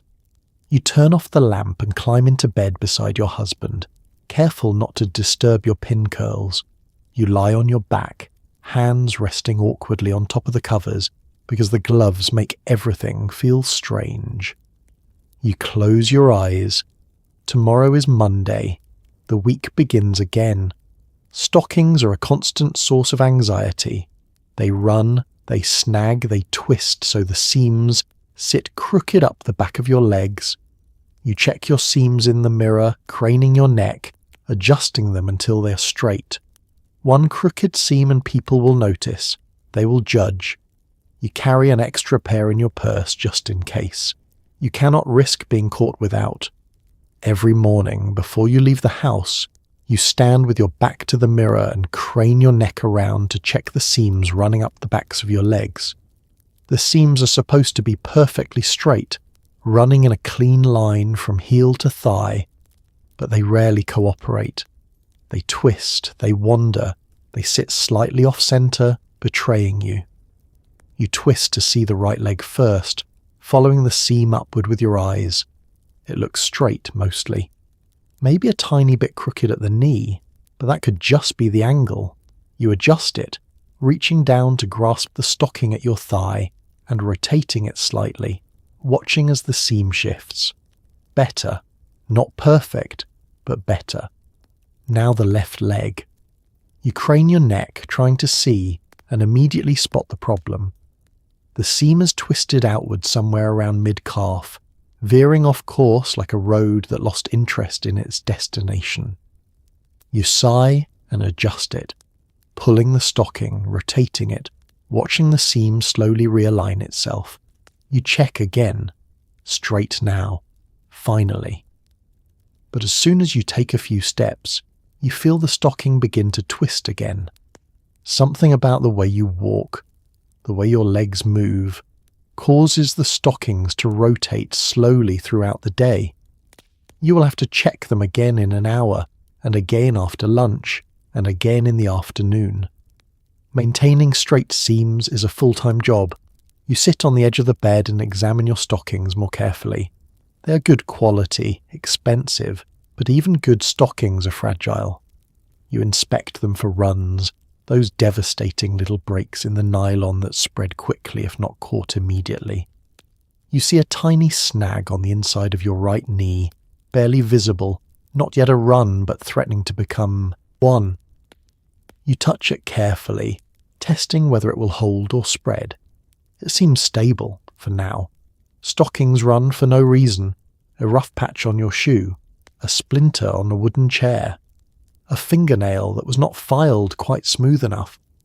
Sometimes they run spontaneously, mysteriously, as if the universe has decided you do not deserve intact hosiery today. You've had stockings run while you were standing perfectly still, had them develop sudden catastrophic failures while you were simply walking down the street.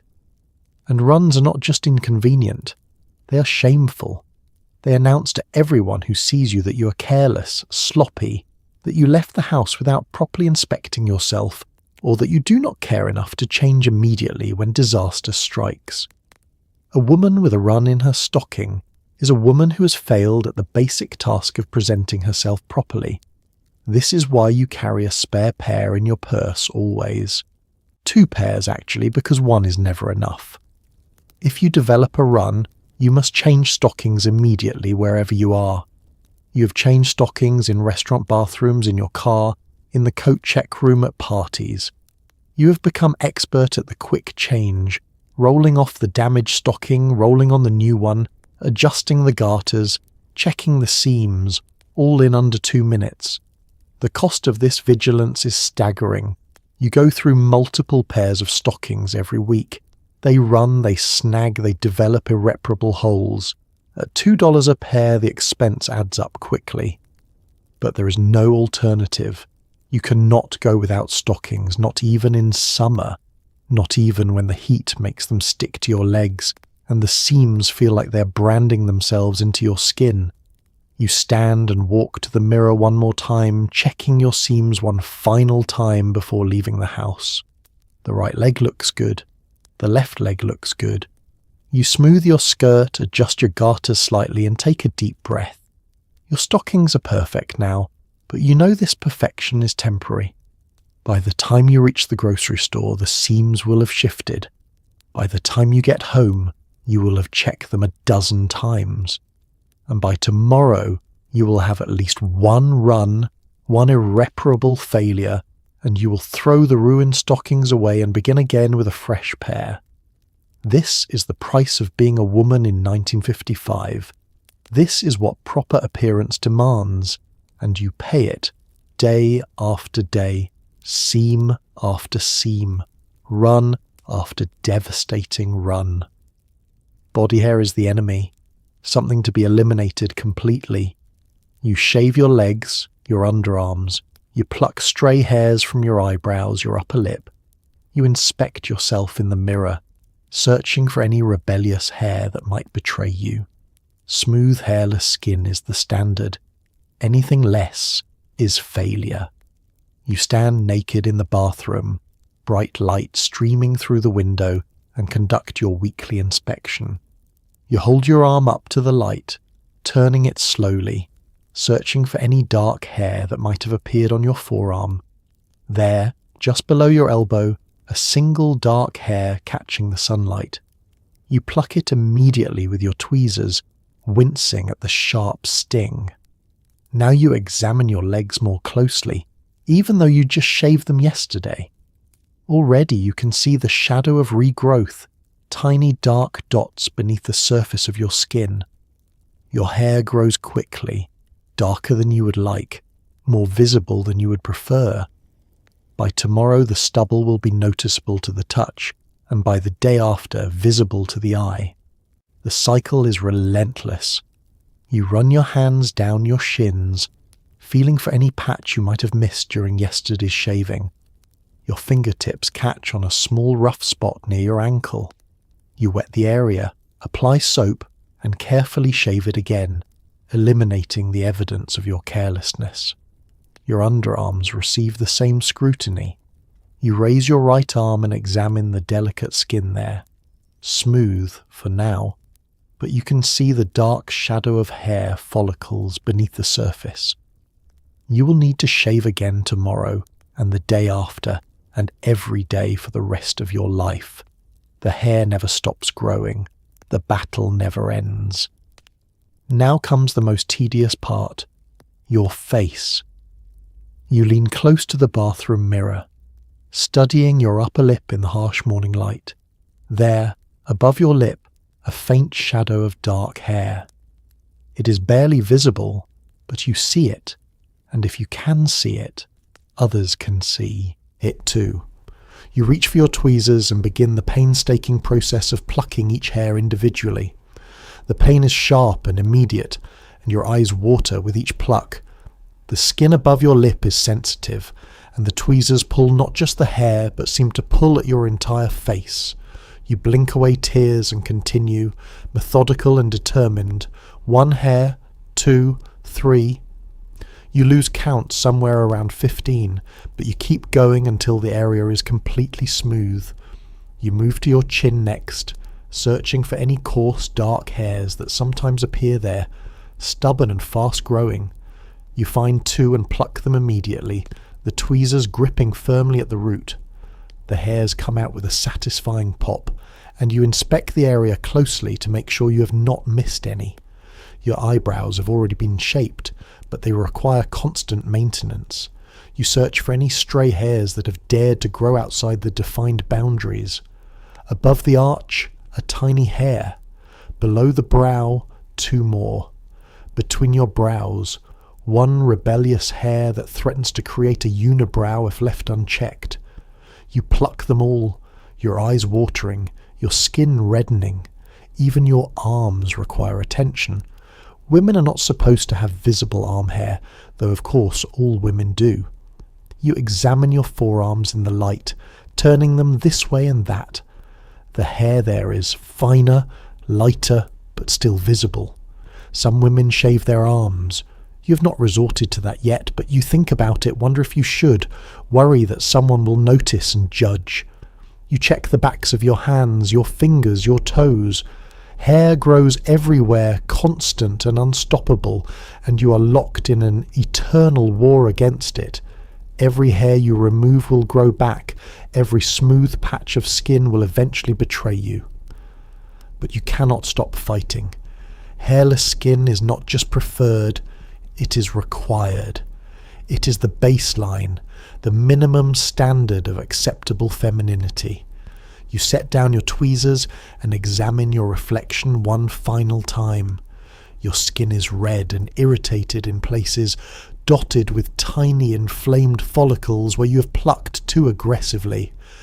But it is smooth, hairless, acceptable.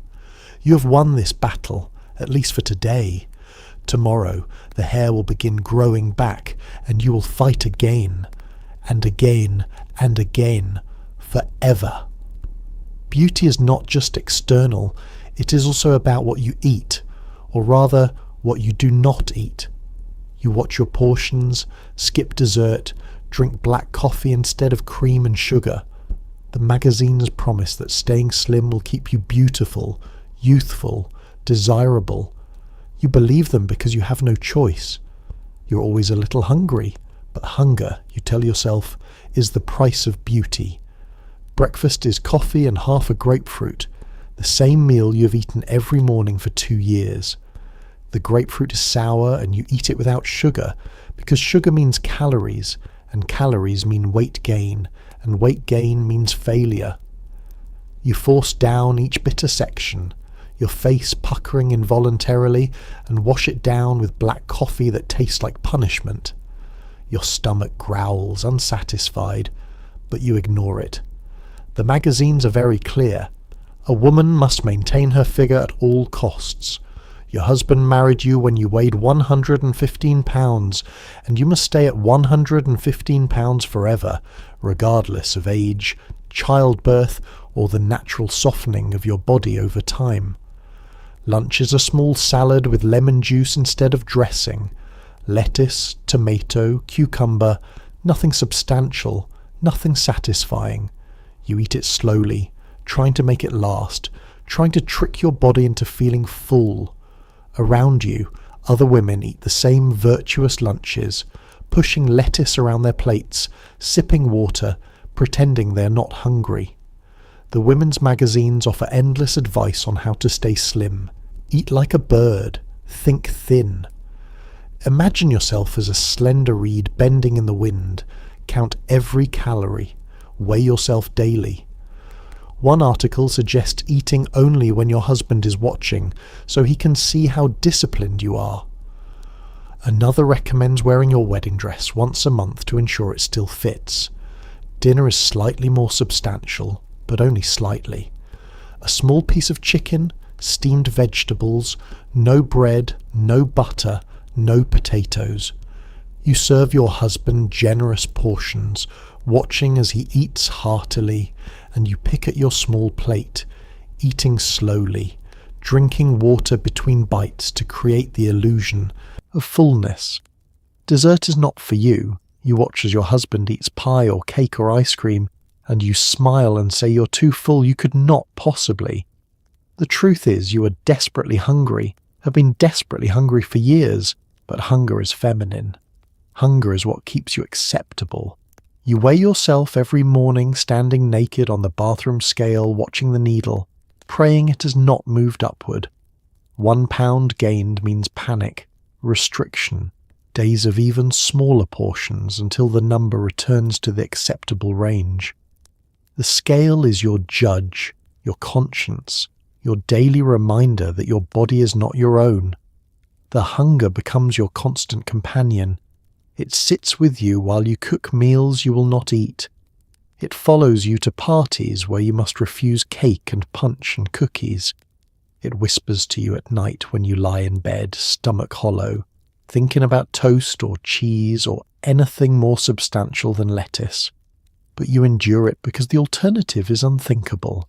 A woman who gains weight is a woman who has let herself go. She's lazy, undisciplined, unattractive. She has failed at one of her primary responsibilities, which is to remain pleasing to look at. You know, women who have gained weight, seen how they're talked about, pitied, judged. Poor thing, they say. She used to be so pretty. You will not become that woman. You will stay hungry. You will eat your grapefruit and your lettuce and your plain chicken. You will step on the scale every morning and accept its verdict. The magazines promise that thinness equals beauty, and beauty equals happiness. They show photographs of slender women smiling, laughing, surrounded by admiring people. They never show the hunger, the obsessive weighing, the meals reduced to mathematical calculations. They never show the exhaustion of being perpetually denied. But you believe them anyway because you must. Because the world has made it very clear that thin women are valuable women, and you are determined to remain valuable. So you push away from the dinner table, still hungry, always hungry. You drink another glass of water. You tell yourself that hunger is temporary, but beauty is forever. Even though you know, deep down, that neither of these things is true. By the end of the week, you are tired. Tired of the rituals, the maintenance, the constant vigilance. Your scalp aches from the pin curls. Your face feels raw from all the creams and powders. Your hands are dry despite the lotion.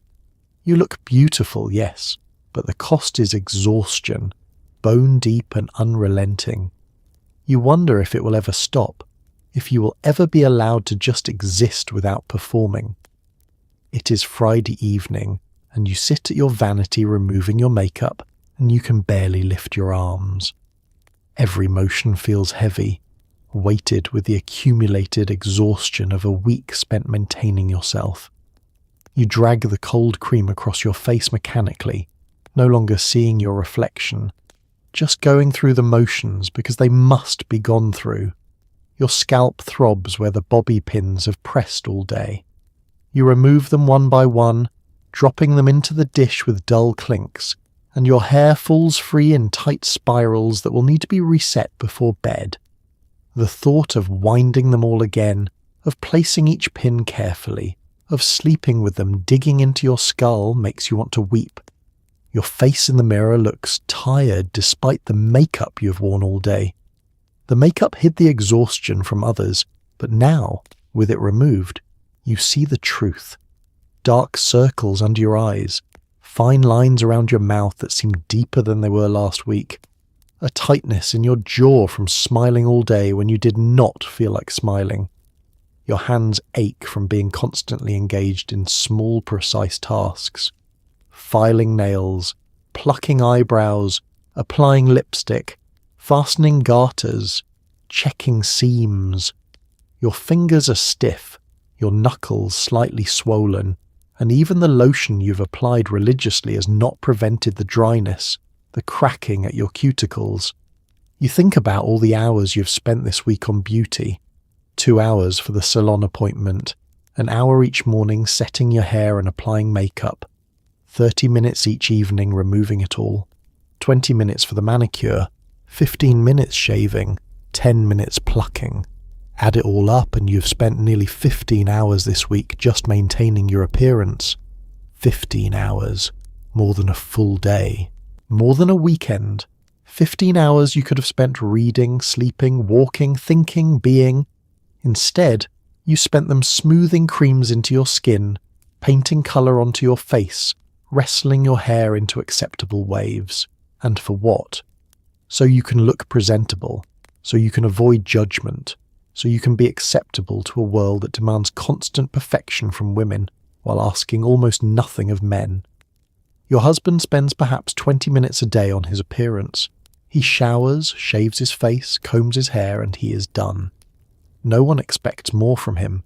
No one judges his rough hands or his unplucked eyebrows or his natural hair texture.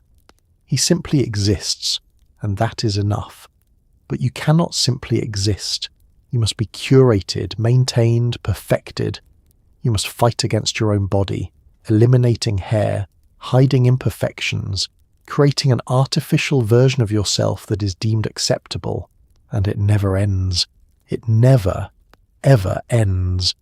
You look at the pin curls you still need to set, the night cream you still need to apply, the hand lotion, the gloves, the full routine that stands between you and sleep.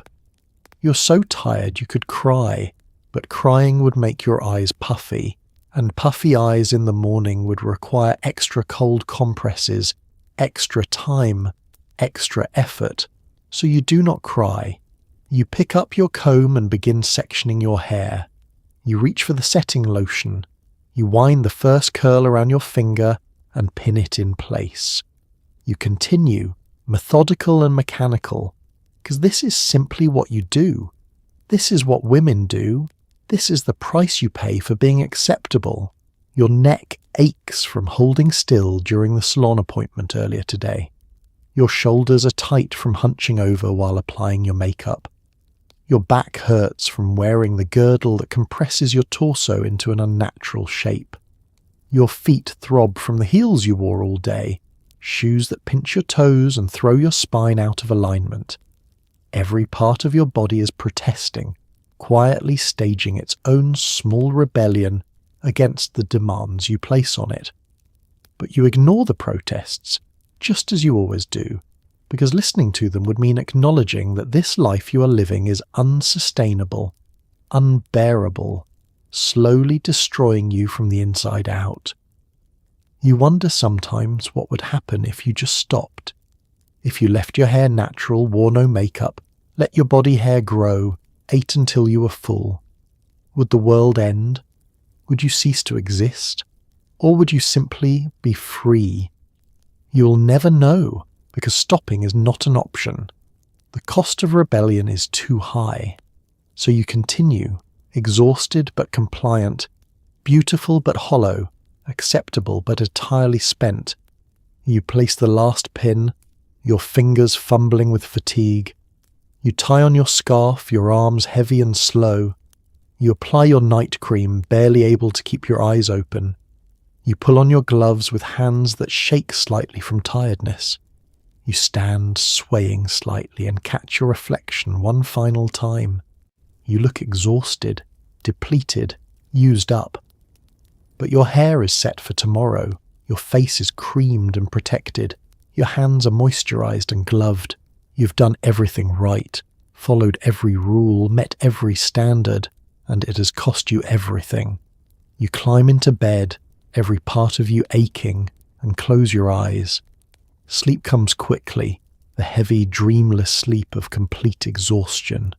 Your body surrenders gratefully to unconsciousness, to the few hours when it's allowed to rest, to exist without performing. But even in sleep, the pins dig into your scalp. Even in sleep, you cannot fully escape. Tomorrow is Saturday. Tomorrow you will do it all again. And the day after that. And the day after that. Until one day, perhaps, you forget who you were before all of this.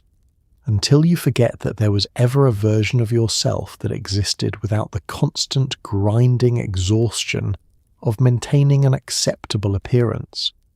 Until the performance becomes so automatic that you no longer remember it is a performance at all.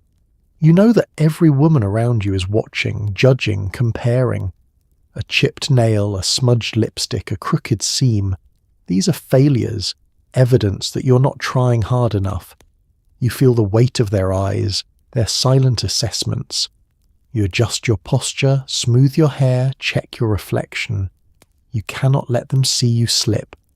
You stand in the grocery store selecting vegetables, and you feel Mrs. Henderson's eyes on you from the next aisle. She's examining you, taking inventory of your appearance, noting every detail. Your hair, freshly set from the salon yesterday, passes inspection. Your lipstick, applied carefully this morning, is still intact. Your dress is pressed and spotless.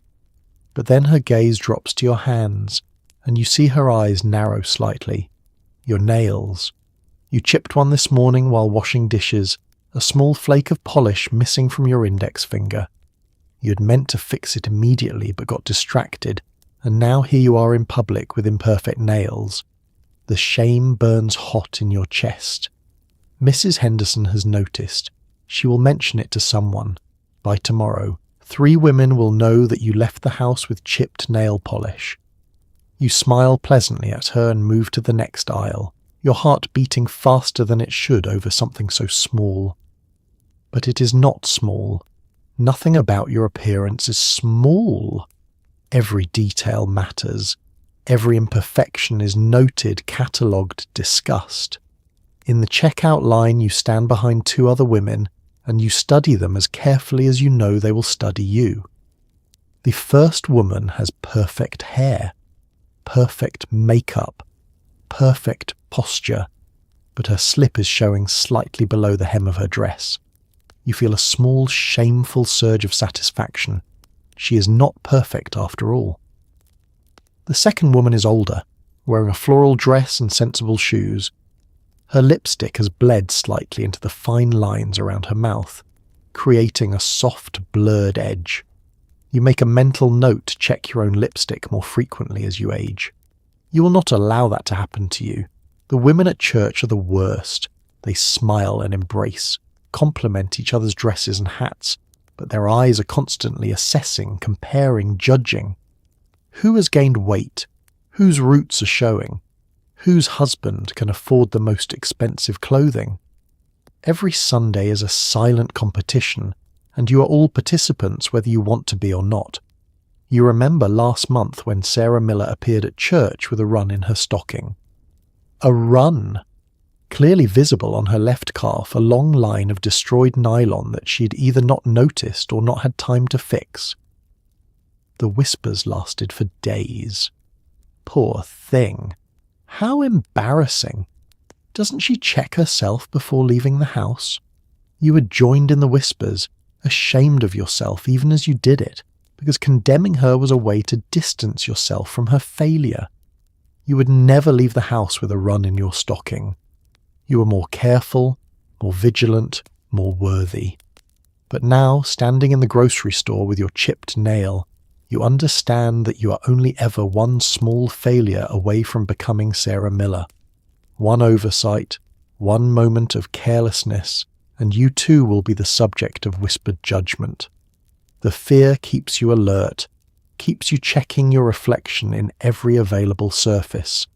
The grocery store window, the side mirror of your car, the glass door of the bank. You're constantly assessing yourself, searching for flaws, correcting them before anyone else notices. Even at home, alone, you cannot fully relax. Your husband might notice something.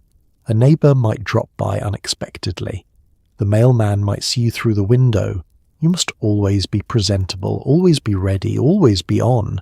The judgment comes from all sides, from other women who see you as competition or as a reflection of their own efforts, from men who have been taught that women exist to be looked at and evaluated, from older women who want to ensure the younger generation maintains standards, from younger women who are learning what is expected of them by watching you. And perhaps worst of all, the judgment comes from within. You have internalized all these external voices, and now you judge yourself more harshly than anyone else ever could. You notice every flaw before others do. You criticize every imperfection. You're your own strictest evaluator. The woman in front of you pays for her groceries and leaves, and you step forward to place your items on the counter. The checkout girl, young and fresh-faced with perfect skin and a neat ponytail, smiles at you politely. You smile back, but you're also studying her. Her uniform is crisp. Her nails are clean and short. Her lipstick is a modest pink. She meets all the standards for a girl her age, but you notice a small pimple on her chin, partially covered with powder but still visible. You feel that same shameful satisfaction again, that relief that someone else has a flaw, that you are not the only one struggling to be perfect. This is what the constant judgment does to you. It turns you into someone who finds comfort in other people's imperfections. It makes you complicit in the same system that oppresses you. You judge other women because you are judged. You enforce the standards because the standards are enforced on you. The cycle perpetuates itself, woman to woman, generation to generation. You pay for your groceries and walk to your car, conscious of your posture, your expression, the way your dress falls as you move. You catch your reflection in the car window and immediately check your lipstick, smooth your hair, adjust your collar. A mother with 2 small children walks past and you notice that her hair is slightly disheveled, her lipstick faded. She looks tired, overwhelmed, human. Part of you feels sympathy for her, recognition of the impossible standards she is trying to meet while caring for small children. But another part of you, the part that has been trained to judge, notes her failures and feels superior. You hate this part of yourself, but you cannot stop it. You load your groceries into the car and sit in the driver's seat for a moment, staring at your chipped nail. Such a small thing, such an insignificant flaw, and yet it has coloured your entire morning, made you feel exposed and inadequate and less than. You reach into your purse and pull out your nail polish, the tube you carry everywhere for exactly this kind of emergency. You carefully apply polish to the chipped nail, holding your hand steady, rebuilding the armour that protects you from judgment. The polish dries quickly in the warm car. You examine your hand critically. Perfect again. Acceptable again. You can return to the world now. Face the eyes that are always watching, always assessing, always judging. Everything must be perfect. Always. Because the moment you stop trying, the moment you allow yourself to slip, the judgment will descend, swift and merciless. And you will have no one to blame but yourself, because you know the rules. You have always known the rules. You just wish sometimes that the rules would let you rest. Sunday night you sit at your vanity, looking at your reflection. You are beautiful. You have done everything right. And yet, beneath the powder and polish, you feel invisible. You wonder who you would be without all of this, without the curls and the lipstick and the girdle. You wonder if anyone would still see you. You sigh, remove your makeup, and begin the ritual again. Tomorrow is Monday. The week starts over. The house is quiet around you, your husband already asleep, the evening stretching into night. You sit in the golden glow of your vanity lights and study the woman in the mirror. She is beautiful, this woman. Her hair is perfectly waved, her skin smooth and powdered, her lips carefully painted. She looks like the photographs in magazines, like the illustrations in advertisements. She looks like what every woman is supposed to look like. But you do not recognize her as yourself. Not really. She is a creation, something you built with brushes and combs and creams and force of will. You built her this morning, and you have maintained her all day, and now you will dismantle her piece by piece, only to build her again tomorrow. You reach for your cold cream and begin wiping away the lipstick. The red smears across your lips, across your chin, staining the white cream pink. Beneath the colour, your natural lips emerge, pale and undefined.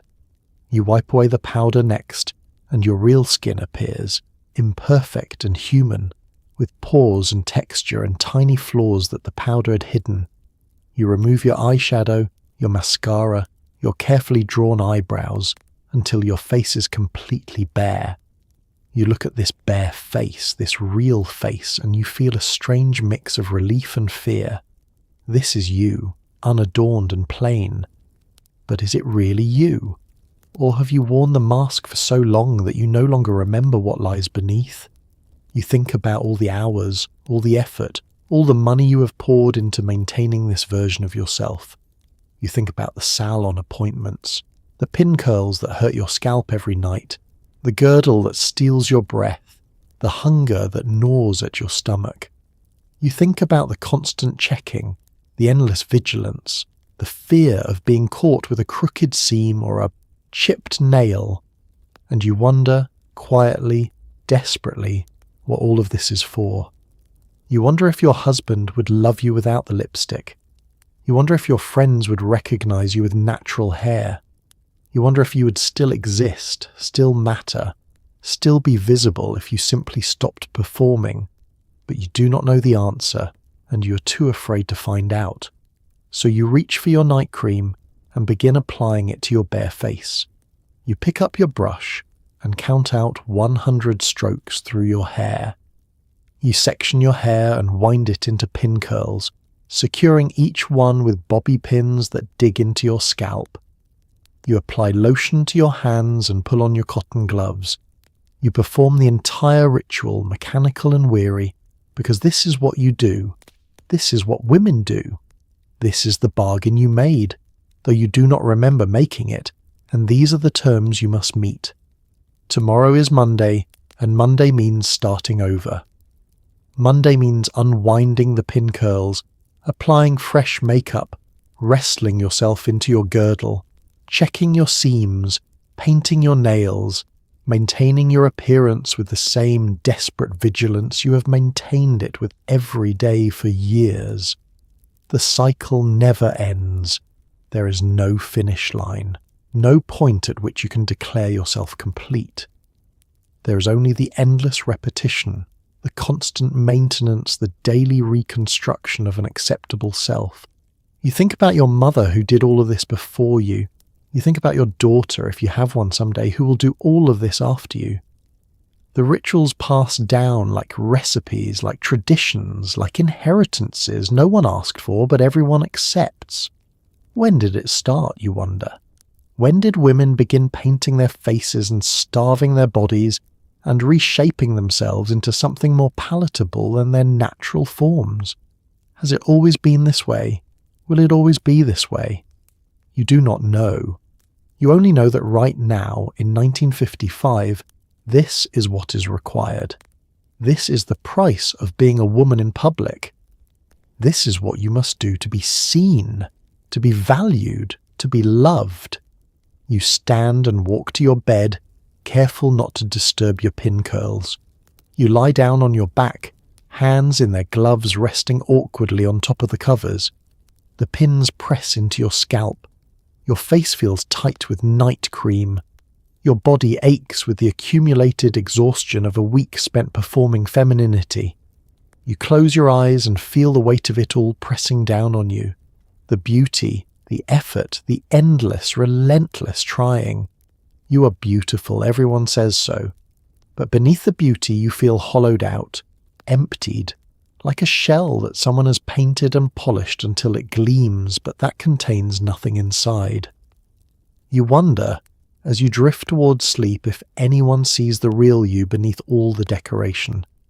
You wonder if there even is a real you anymore, or if you have become nothing more than the sum of your beauty routines, your maintenance rituals, your careful performance of acceptable womanhood.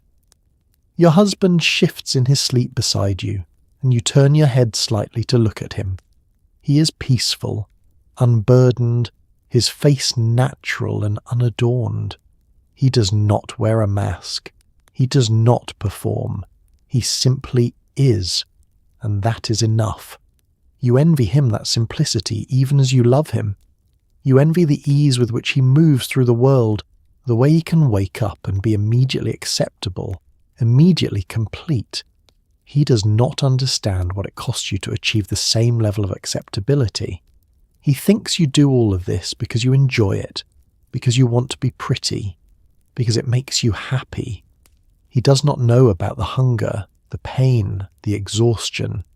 He does not know that every smile you give him is painted on, every wave in your hair is pinned there, every smooth curve of your body is created by undergarments that hurt. He sees only the finished product, the beautiful wife, and he is satisfied. And maybe that is all he needs to see. Maybe the truth would only burden him, trouble him, make him feel guilty for benefiting from a system he did not create but does not challenge either. But these are dangerous thoughts, and you push them away. Tomorrow is Monday. You have pin curls to remove, makeup to apply, a face to paint, a body to compress. You have a role to play, and you will play it because you do not know how to do anything else. You exhale slowly, feeling the tightness in your chest that might be the girdle you wore all day, or might be something deeper, something you cannot name. You think one last time about the woman you might have been without all of this. The woman with natural hair and a bare face and a body that ate when it was hungry and rested when it was tired. The woman who existed without performing, without maintaining, without constantly rebuilding herself into something acceptable. But that woman is not you. That woman cannot exist in 1955. So you let her go, release her into the realm of impossible things and surrender to sleep. And then you surrender to sleep, knowing that when you wake, the cycle will begin again. Because this is what it costs to be beautiful in 1955 America, and you pay it every single day, every single week, for the rest of your life. And so, here we are at the end of the week. You have walked through 7 days of 1955 beauty rituals, felt the weight of the bobby pins, tasted the bitterness of unsweetened grapefruit, smoothed cold cream across tired skin in dim evening light. You have lived, for a little while, inside the routines that shaped a generation of women, routines built from equal parts care and constraint, vanity and survival, expectation and exhaustion. These women, our mothers and grandmothers and great-grandmothers, did not think of themselves as historical figures. They simply woke up each morning, set their hair, painted their faces, and went about the quiet business of being acceptable. They endured hunger and girdles and judgment because that was what the world asked of them. And beneath all the powder and polish, they were human, beautifully, stubbornly, tenderly human. So tonight, as you settle deeper into your blankets, maybe take a moment to honour them. Honour the effort they poured into simply existing in public. Honour the rituals they performed, even the ones that hurt. Honour their resilience, their creativity, their ability to find small joys in a world that asked so much and gave back so little permission to simply be. And maybe, if you can, carry something forward from this era. Not the restriction or the judgment, but the care. The way they took time with small things, the way they noticed details, the way they showed up for one another, even when showing up required 20 bobby pins and an hour at the vanity. History is not always grand speeches and dramatic turning points. Sometimes it is just a woman sitting at her mirror, brushing her hair 100 times, doing what she was told would keep her beautiful. And she was beautiful. Not because of the rituals, but in spite of them. So rest now. Let the pin curls and the girdles and the endless maintenance fade into memory. You're enough, exactly as you are, right now, without performing a single thing. Good night, and may your dreams be gentler than history ever was.